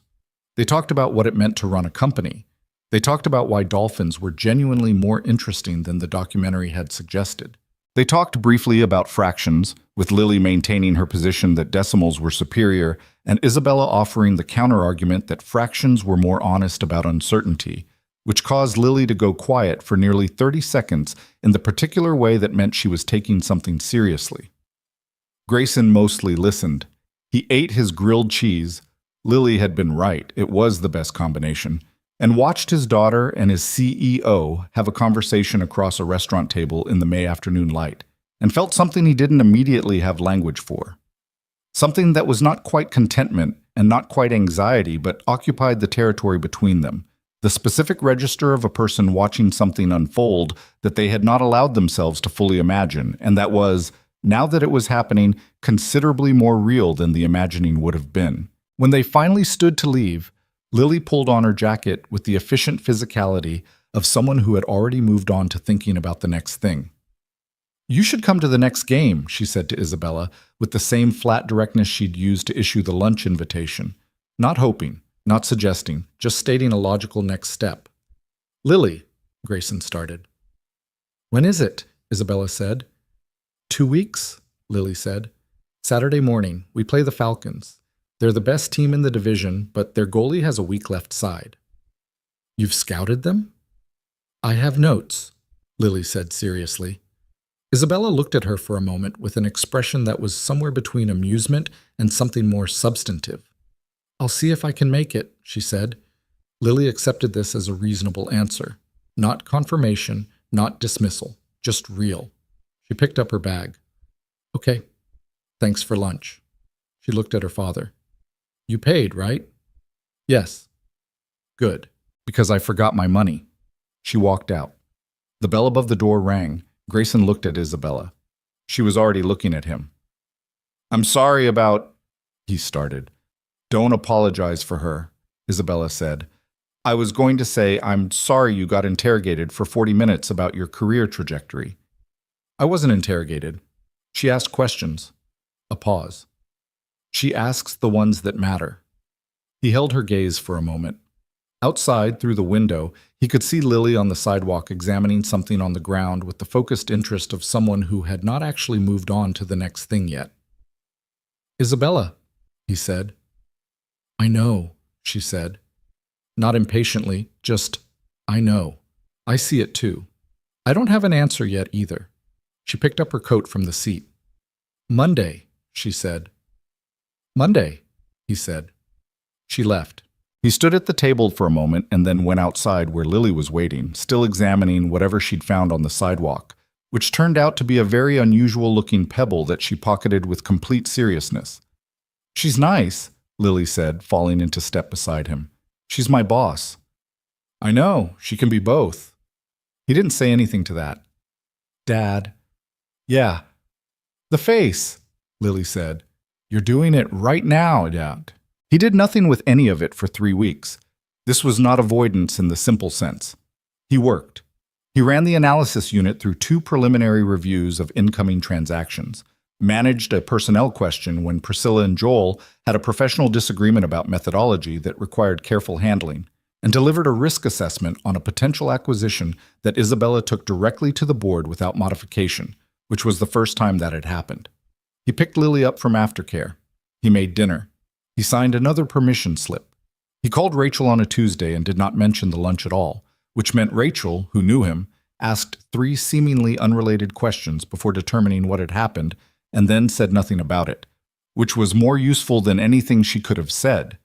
He was waiting, though he couldn't have said precisely what he was waiting for. Not for a decision. He'd made the decision. He was waiting for the moment when the decision and the reality occupied the same space, because they hadn't quite yet. There was still a gap between what he knew and what he was willing to move toward, and in that gap was 3 months of professional proximity and a reporting structure and the specific institutional weight of a relationship that had started in a conference room and had never fully left it. He was also, if he was being completely honest with himself, afraid. Not dramatically afraid, not in a way that incapacitated him or that he walked around feeling, just the quiet, ambient fear of someone who had been hurt before and knew exactly what the hurt had cost, and had built a life that was structured, at least partly, around not being in a position where that particular cost could be incurred again. He had Lily, he had his work, he had a routine that held. The routine held because he was the only person responsible for holding it, and you could not be the only person responsible for holding something and simultaneously be reckless with it. He thought about this. He thought about it on his kitchen table at 11 at night after the legal pad was closed. He thought about what it would mean to be less careful. He thought about what it had cost him every time he had been. He thought also about what it cost to be careful when careful had stopped being wisdom and started being habit. The board meeting in early June was supposed to be routine. There were 4 items on the agenda, none of them contentious, and Grayson's unit was presenting on the 3rd, a risk summary for 3 transactions in the pipeline. He'd prepared with Tara and Joel. The presentation was clean, the findings were clear, and when they walked into the boardroom at 9 that morning, the 7 board members and 2 external advisors were arranged around the table with the settled body language of people who expected to be done by noon. They were done with the first 2 items by 10:15. The 3rd item was Grayson's. He was midway through the risk summary when one of the external advisors, a man named Corbin Wheeler, who represented a significant block of institutional shareholders and had been on Meridian's advisory board for 11 years, interrupted. "Excuse me," Wheeler said, with the particular courtesy of someone who has decided to be rude about something and wants it on record that he was polite about it. "Before we proceed with the analysis, I want to raise a structural question about this unit." Isabella looked at him. "Go ahead." "The Director of Strategic Analysis reports directly to you," Wheeler said. "Directly. No intermediary, no separation. In the current market environment where M&A transactions are under heightened regulatory scrutiny, That structure creates a potential conflict. He paused. Or the appearance of one. The room was quiet. The appearance, Isabella said, of what exactly? Wheeler set his pen down. He was doing the thing people did when they'd prepared something carefully and wanted the preparation to show. The analysis function exists to provide independent risk assessment. Independent meaning separate from executive influence. When the analyst reports to the CEO directly, the independence is compromised. The CEO can, consciously or not, shape the findings by controlling access, framing, emphasis. He looked at Grayson across the table, not unkindly but not without intent. This is not a commentary on Mr. Cole's integrity. It's a question of structure. Grayson held Wheeler's gaze and said nothing because it wasn't his meeting to run. The Ashford findings, Wheeler continued, which are the basis of Mr. Cole's appointment, emerged from work he did independently, on his own time, without executive direction. That's the model that worked. What we've built since is something different. One of the board members, a woman named Constance Park, who had been quiet through the first two items and who Grayson had registered in previous interactions as the sharpest person in any room she occupied, leaned forward. Corbin, what are you actually suggesting? A reporting restructure, Wheeler said. The unit reports to the CFO or the chief legal officer, not the CEO. He paused. And I'd suggest the separation happen before any of the current pipeline transactions reach formal due diligence. Clean break, clean record. Another beat of silence. Grayson looked at Isabella. Her expression was precisely what it always was in a boardroom. Controlled, attentive, giving nothing away. But he had spent enough time in the specific field of her attention to read the difference between her professional neutral and her actual neutral. And what he was looking at right now was not her actual neutral. I'd like to hear from Mr. Cole, Constance Park said. Every head turned to him. He looked at Wheeler. He looked at Constance Park. He looked at the other board members who were doing the calculation that board members always do when something unexpected surfaces.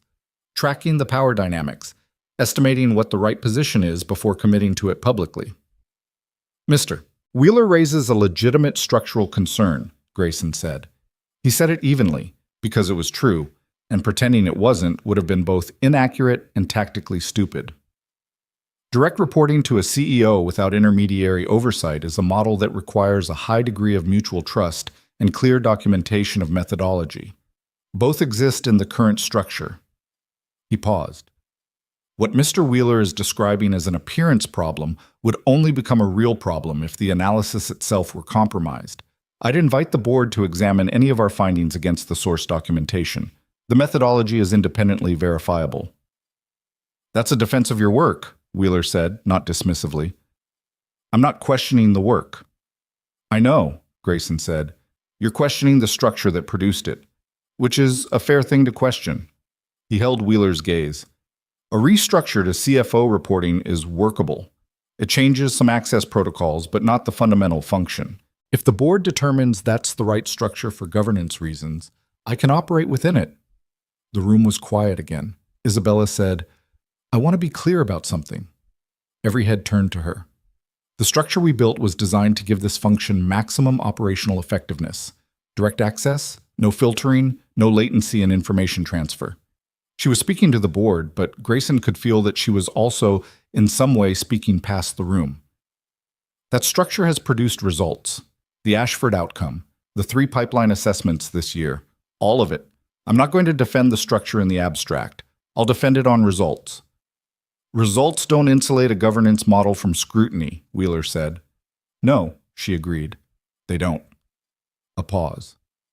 But they do establish a baseline against which any proposed change should be measured.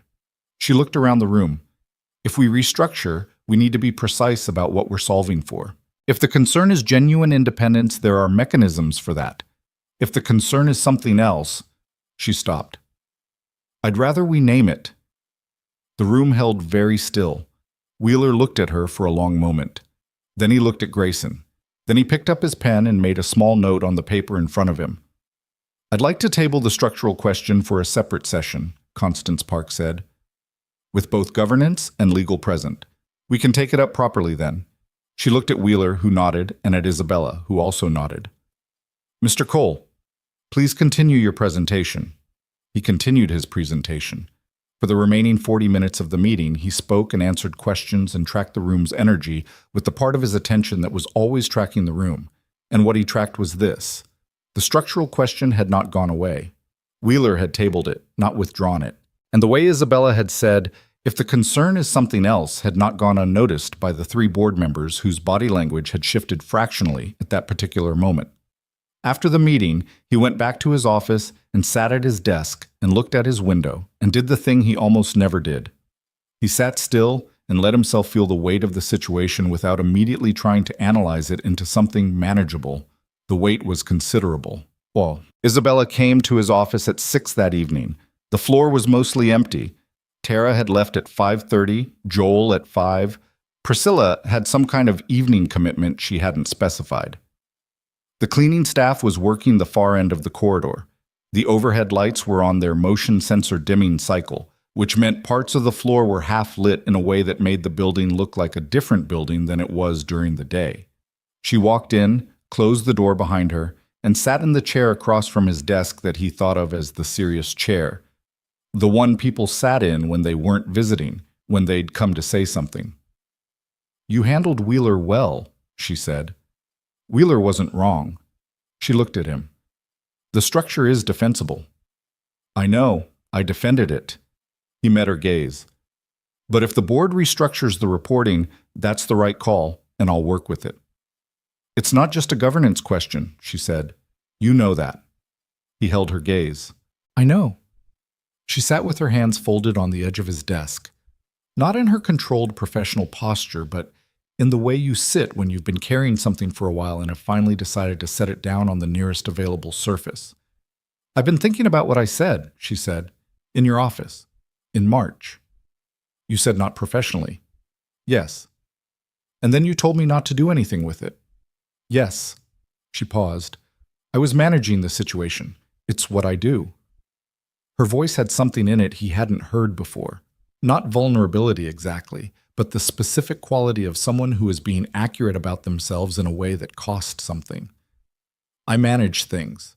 I identify the most controlled response and I execute it. It's how I operate. It's how I've operated for a long time." He waited. "The problem," she said, "is that I've been managing this for 3 months and I'm no closer to a controlled response, which suggests the situation may not be one that responds to that approach." She looked at him directly. "I'm not good at this. I want to be clear about that. I'm not saying any of it because I've figured out what comes next.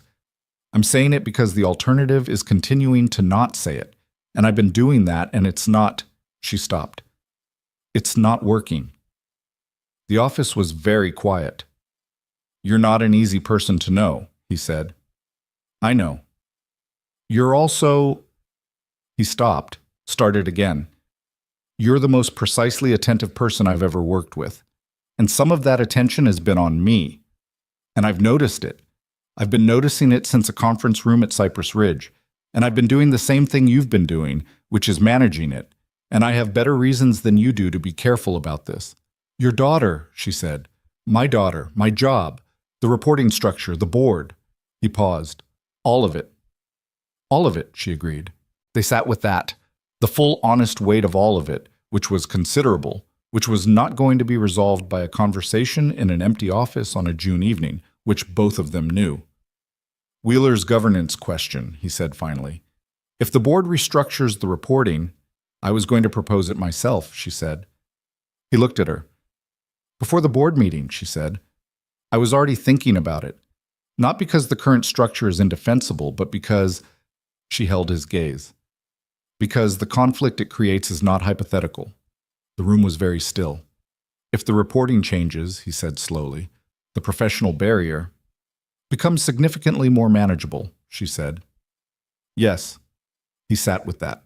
He sat with the specific fact that she had thought of this before Wheeler raised it, that she had been running the same calculation he had, that she had looked at the structural problem and seen in it the same thing he had, not an obstacle, but potentially a solution. "That's not a small thing," he said. "Restructuring your own reporting for..." I'm not restructuring it for that, she said, with a precision that he recognized, the precision of someone drawing a clear line between what was real and what was convenient to imagine. I'm restructuring it because Wheeler is right that the governance model has a weakness, and fixing structural weaknesses is my job. The fact that fixing it also resolves a separate question is, she paused, coincident. Very coincident, he said. Something happened at the corner of her mouth. Yes, she said. Very. He looked at her for a long moment. She looked back. Neither of them looked away. I'm still careful, he said. That doesn't change. I know. Lily comes first. Always. I would think less of you if she didn't, she said simply. And I don't do things halfway. If something matters, it matters completely. I don't know how to be casual about things. Neither do I, she said. Believe it or not. He almost said I believe it. He almost said several things. What he actually said was, give me some time. I'm not asking you to decide anything tonight. I know, I'm asking for time anyway. She nodded once. She stood. She picked up her jacket from the chair back. She was at the door when he said her name. She turned. The Falcons game, he said. 2 Saturdays ago. You came. She had. He'd seen her on the sideline. The same gray coat, the same coffee cup. About 20 minutes into the game. She'd stood there through the final whistle and Lily's team's 1-0 win, and afterward, when he'd looked for her, she was gone. He hadn't mentioned it. She hadn't mentioned it. Yes, she said. You didn't have to do that. I told her I'd try, she said. I try to do things I tell people I'll try to do. She left. He sat at his desk in the half-lit office and did not move for a long time. The board's governance session was 3 weeks later. Constance Park chaired it. Wheeler participated by video. The chief legal officer presented 3 alternative reporting structures with their respective risk profiles. And after an hour and 40 minutes of genuine deliberation, not the political kind, the actual kind, the board voted to shift the Strategic Analysis Unit's reporting to a newly formed oversight committee, comprising the CFO, the CLO, and 1 independent board member rotating annually. It was a cleaner structure than direct CEO reporting. Grayson had said so at Cypress Ridge in October, and the board arriving at the same conclusion 8 months later felt less like vindication and more like the natural velocity of institutional change, which was slow and usually right. Isabella voted in favor. So did everyone else. Afterward, she did not say anything to him about it. She didn't need to. The thing they hadn't said out loud had been sitting between them for long enough that both of them understood what the vote meant, and understanding it was enough for now. What came after was not a dramatic thing. It was not a declaration or a grand gesture or any of the machinery that stories about people use when they want to mark a transition. It was smaller than that and more human, and considerably more durable for being so. It started with a Saturday in late June, when Lily's team had no game, but Lily had asked, with characteristic directness, whether Isabella wanted to come to the park anyway. He had told her that was not how you issue invitations to adults. She had said, "Why not? It's what I want to know." He had called Isabella and communicated the invitation in what he hoped was a more adult-shaped form. And Isabella had said yes, and they had gone to the park, the 3 of them, and Lily had explained her entire tactical philosophy for the next season to someone who listened without performing interest. And Grayson had sat on a bench and watched them and felt the specific texture of something becoming real. After that, it was easier. Not easy.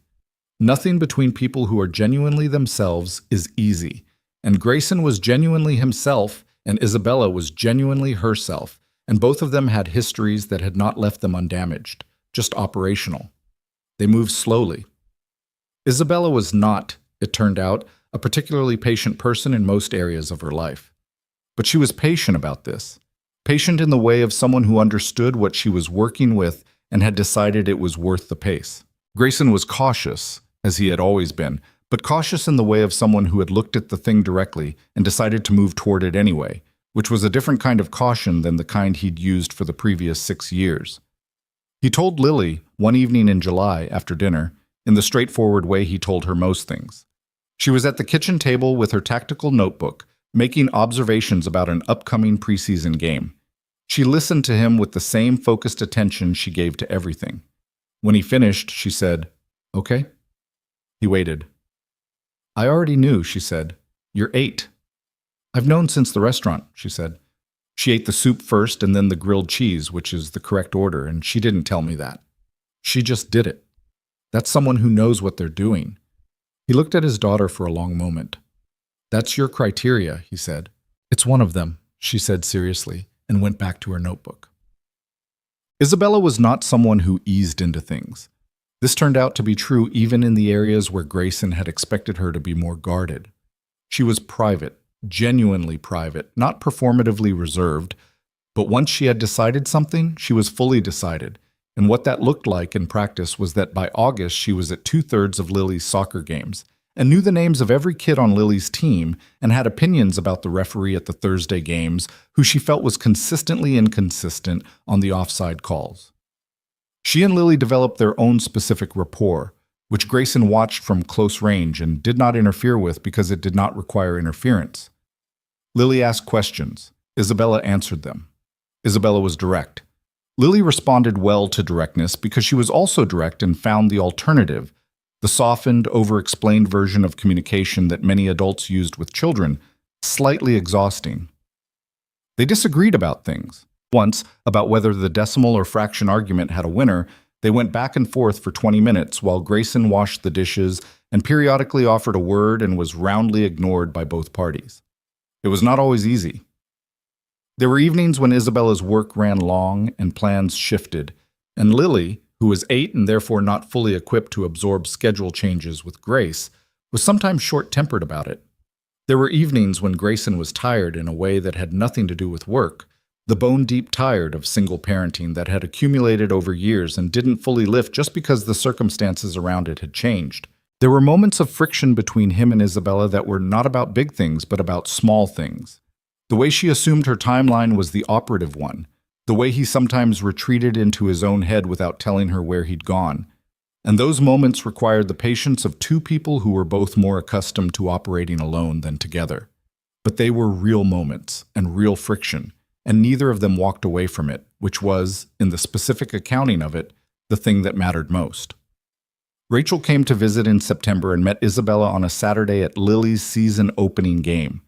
Afterward, sitting in Grayson's kitchen while Lily was in the other room and Isabella was getting coffee from the cart on the corner, Rachel looked at her brother for a long moment with the expression of someone updating a very long-held assessment.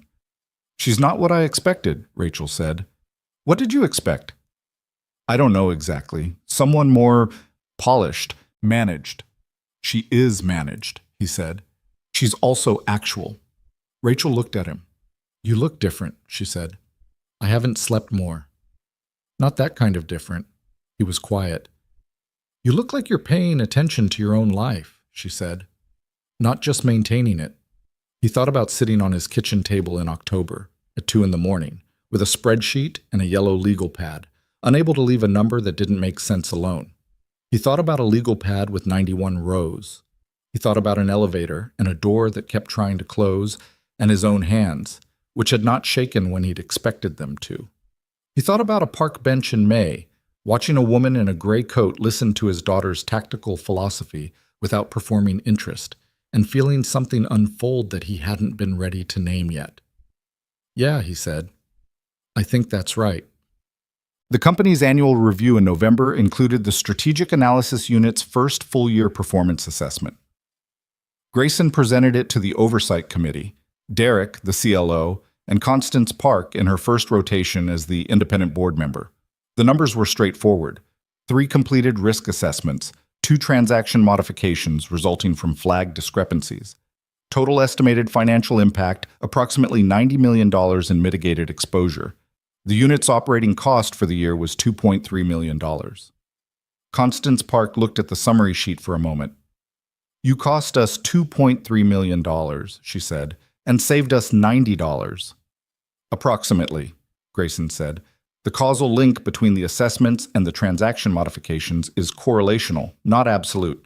The deals might have surfaced the same issues through other channels." "But they didn't," Derek said. "No," he said. "They didn't." Constance Park looked at him with the expression of someone who was going to be writing a very specific note to the board. "How's the team?" "Good. Priscilla is ready for a senior analyst title if the budget supports it. Tara's developing faster than I expected. Joel is—" He thought about Joel, who was methodical and unflashy and completely reliable. Joel is exactly what the function needs. "And you?" He considered the question. "I'm doing the work I'm supposed to be doing," he said. "I think that's as good an answer as I have." She looked at him for a moment. "It's a better answer than most," she said. December came. The city did its seasonal transformation. The lights on the storefronts, the particular cold that arrived in the second week and stayed, the school pageants and holiday concerts, and the general compression of the calendar into something both busier and more human than the rest of the year. Lily's holiday concert was on a Thursday evening at 7 in the school gymnasium, which smelled like all school gymnasiums smell. A combination of gym floor wax and something that had spilled years ago and been cleaned but not entirely forgotten. The third grade sang 4 songs. Lily was in the second row on the left side, and she stood through all 4 songs with the focused, slightly terrifying concentration of someone who had decided to be good at this and was going to be good at it regardless of what the kid next to her was doing, which was, periodically, something different from what the group was doing. Grayson sat in the 5th row with Isabella on his left and an empty seat on his right that a parent eventually arrived for at the last minute, apologetic and breathing hard.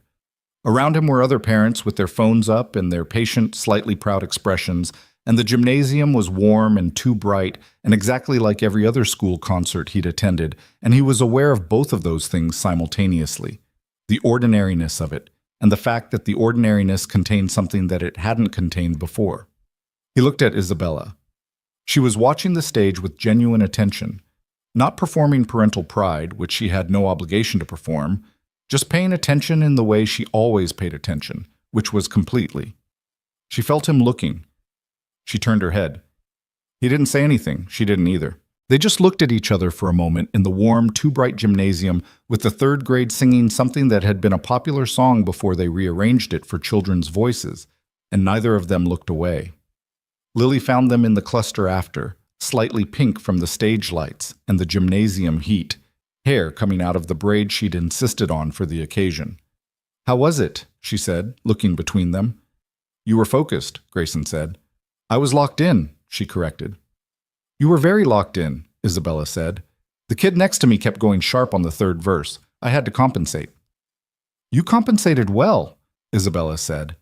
Lily looked at her. "Were you actually watching, or are you being polite?" "I don't do polite," Isabella said. "You compensated well." Lily absorbed this, satisfied. "Can we get hot chocolate? There's a place 2 blocks from here." "Yes," Grayson said. They went. The 3 of them walked 2 blocks in the December cold, Lily in the middle, her small hands in both of theirs, which she'd grabbed with the practical efficiency of someone who had decided hand-holding was the optimal arrangement for the temperature, not the sentimental one. And the city moved around them doing its ordinary December things. Grayson thought about a conference room in October and a legal pad with a number underlined twice. He thought about a retreat in the woods and an elevator that kept trying to close. He thought about 91 rows in a spreadsheet and a phone call at 6:45, and Mrs. Delaney and the heating unit and frozen pizza on Fridays, and a parking lot in January and a scale that hadn't tipped the way it should have. He thought about what it cost to be careful when careful had stopped being wisdom and started being habit, and what it cost to stop. He thought about what his daughter had said a year ago, sitting next to him on the couch after the game. "You should go tell them. You're really good at finding the thing that's wrong."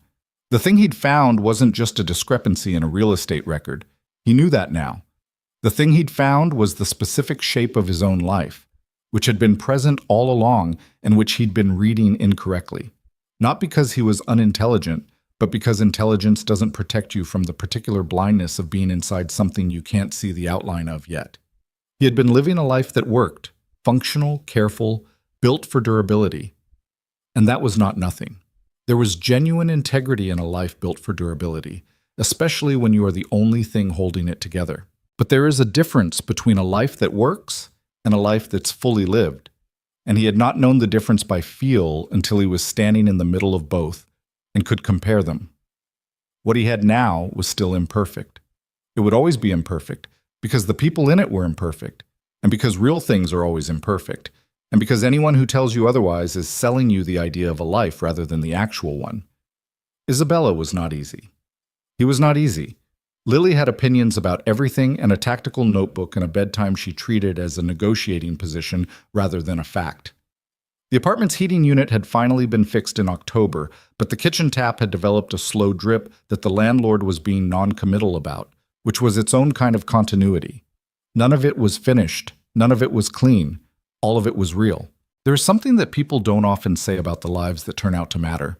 They usually started with a much smaller thing than the life they became. A number that didn't add up. A question that needed asking.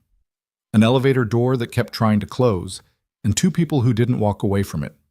Most of the important things begin like that. Not with a crisis, not with a dramatic moment of clarity, but with a person who was paying attention when it would have been easier not to be. Grayson Cole had always been that person. He'd just never known, before, what it could lead to. He looked down at Lily, who was pulling them both forward with the focused urgency of someone who had decided the hot chocolate situation was becoming critical. He looked across at Isabella, who was also being pulled forward, and who was looking at Lily with that expression she had. The one that had appeared for the first time across a restaurant table in May, and that Grayson had not had a name for until he had one. He had a name for it now. It was the same expression he'd seen in the mirror the morning after the first board meeting, when he'd looked at himself in the bathroom and thought, something has changed. It was the expression of someone who has stopped managing from a safe distance and started actually being here. The hot chocolate place appeared on the corner. Lily released their hands and went directly to the door with the purposeful momentum of her entire being. She walks like she's late for something she scheduled herself, Isabella said. She usually is, he said. She looked at him. He looked at her. Grayson? She said. Yeah. Thank you for the time. He understood what she meant. Not the time in this moment, but the months of it, the patience of the thing they'd built. The fact that he'd moved toward it even when moving toward it was complicated. Thank you for staying, he said. Lily appeared in the doorway of the hot chocolate place, having already progressed to the ordering stage. Are you coming? She said. They close at 9. It is 8:30. They went in. The place was small and warm, with the smell of chocolate and steamed milk and someone's Christmas candle burning somewhere near the register. They sat at a table near the window, the three of them. Lily studied the menu with the intensity she brought to tactical analysis. Isabella wrapped her hands around a mug and looked out at the December street. Grayson looked at both of them, and then at nothing in particular, just the ordinary interior of a warm place on a cold evening. Outside, the city continued, the lights on the storefronts, the cold, the people moving through it. Inside, a table, 3 mismatched mugs, a small girl explaining to a CEO why the dark chocolate option was strategically superior to the milk chocolate one, and a CEO listening without performing agreement, just genuinely considering the argument on its merits. It wasn't the ending anyone would have written for the man who sat in the cold chair near the door and took notes on a legal pad. It was better than that. It was actual. And actual, as it turns out, is the only kind that holds.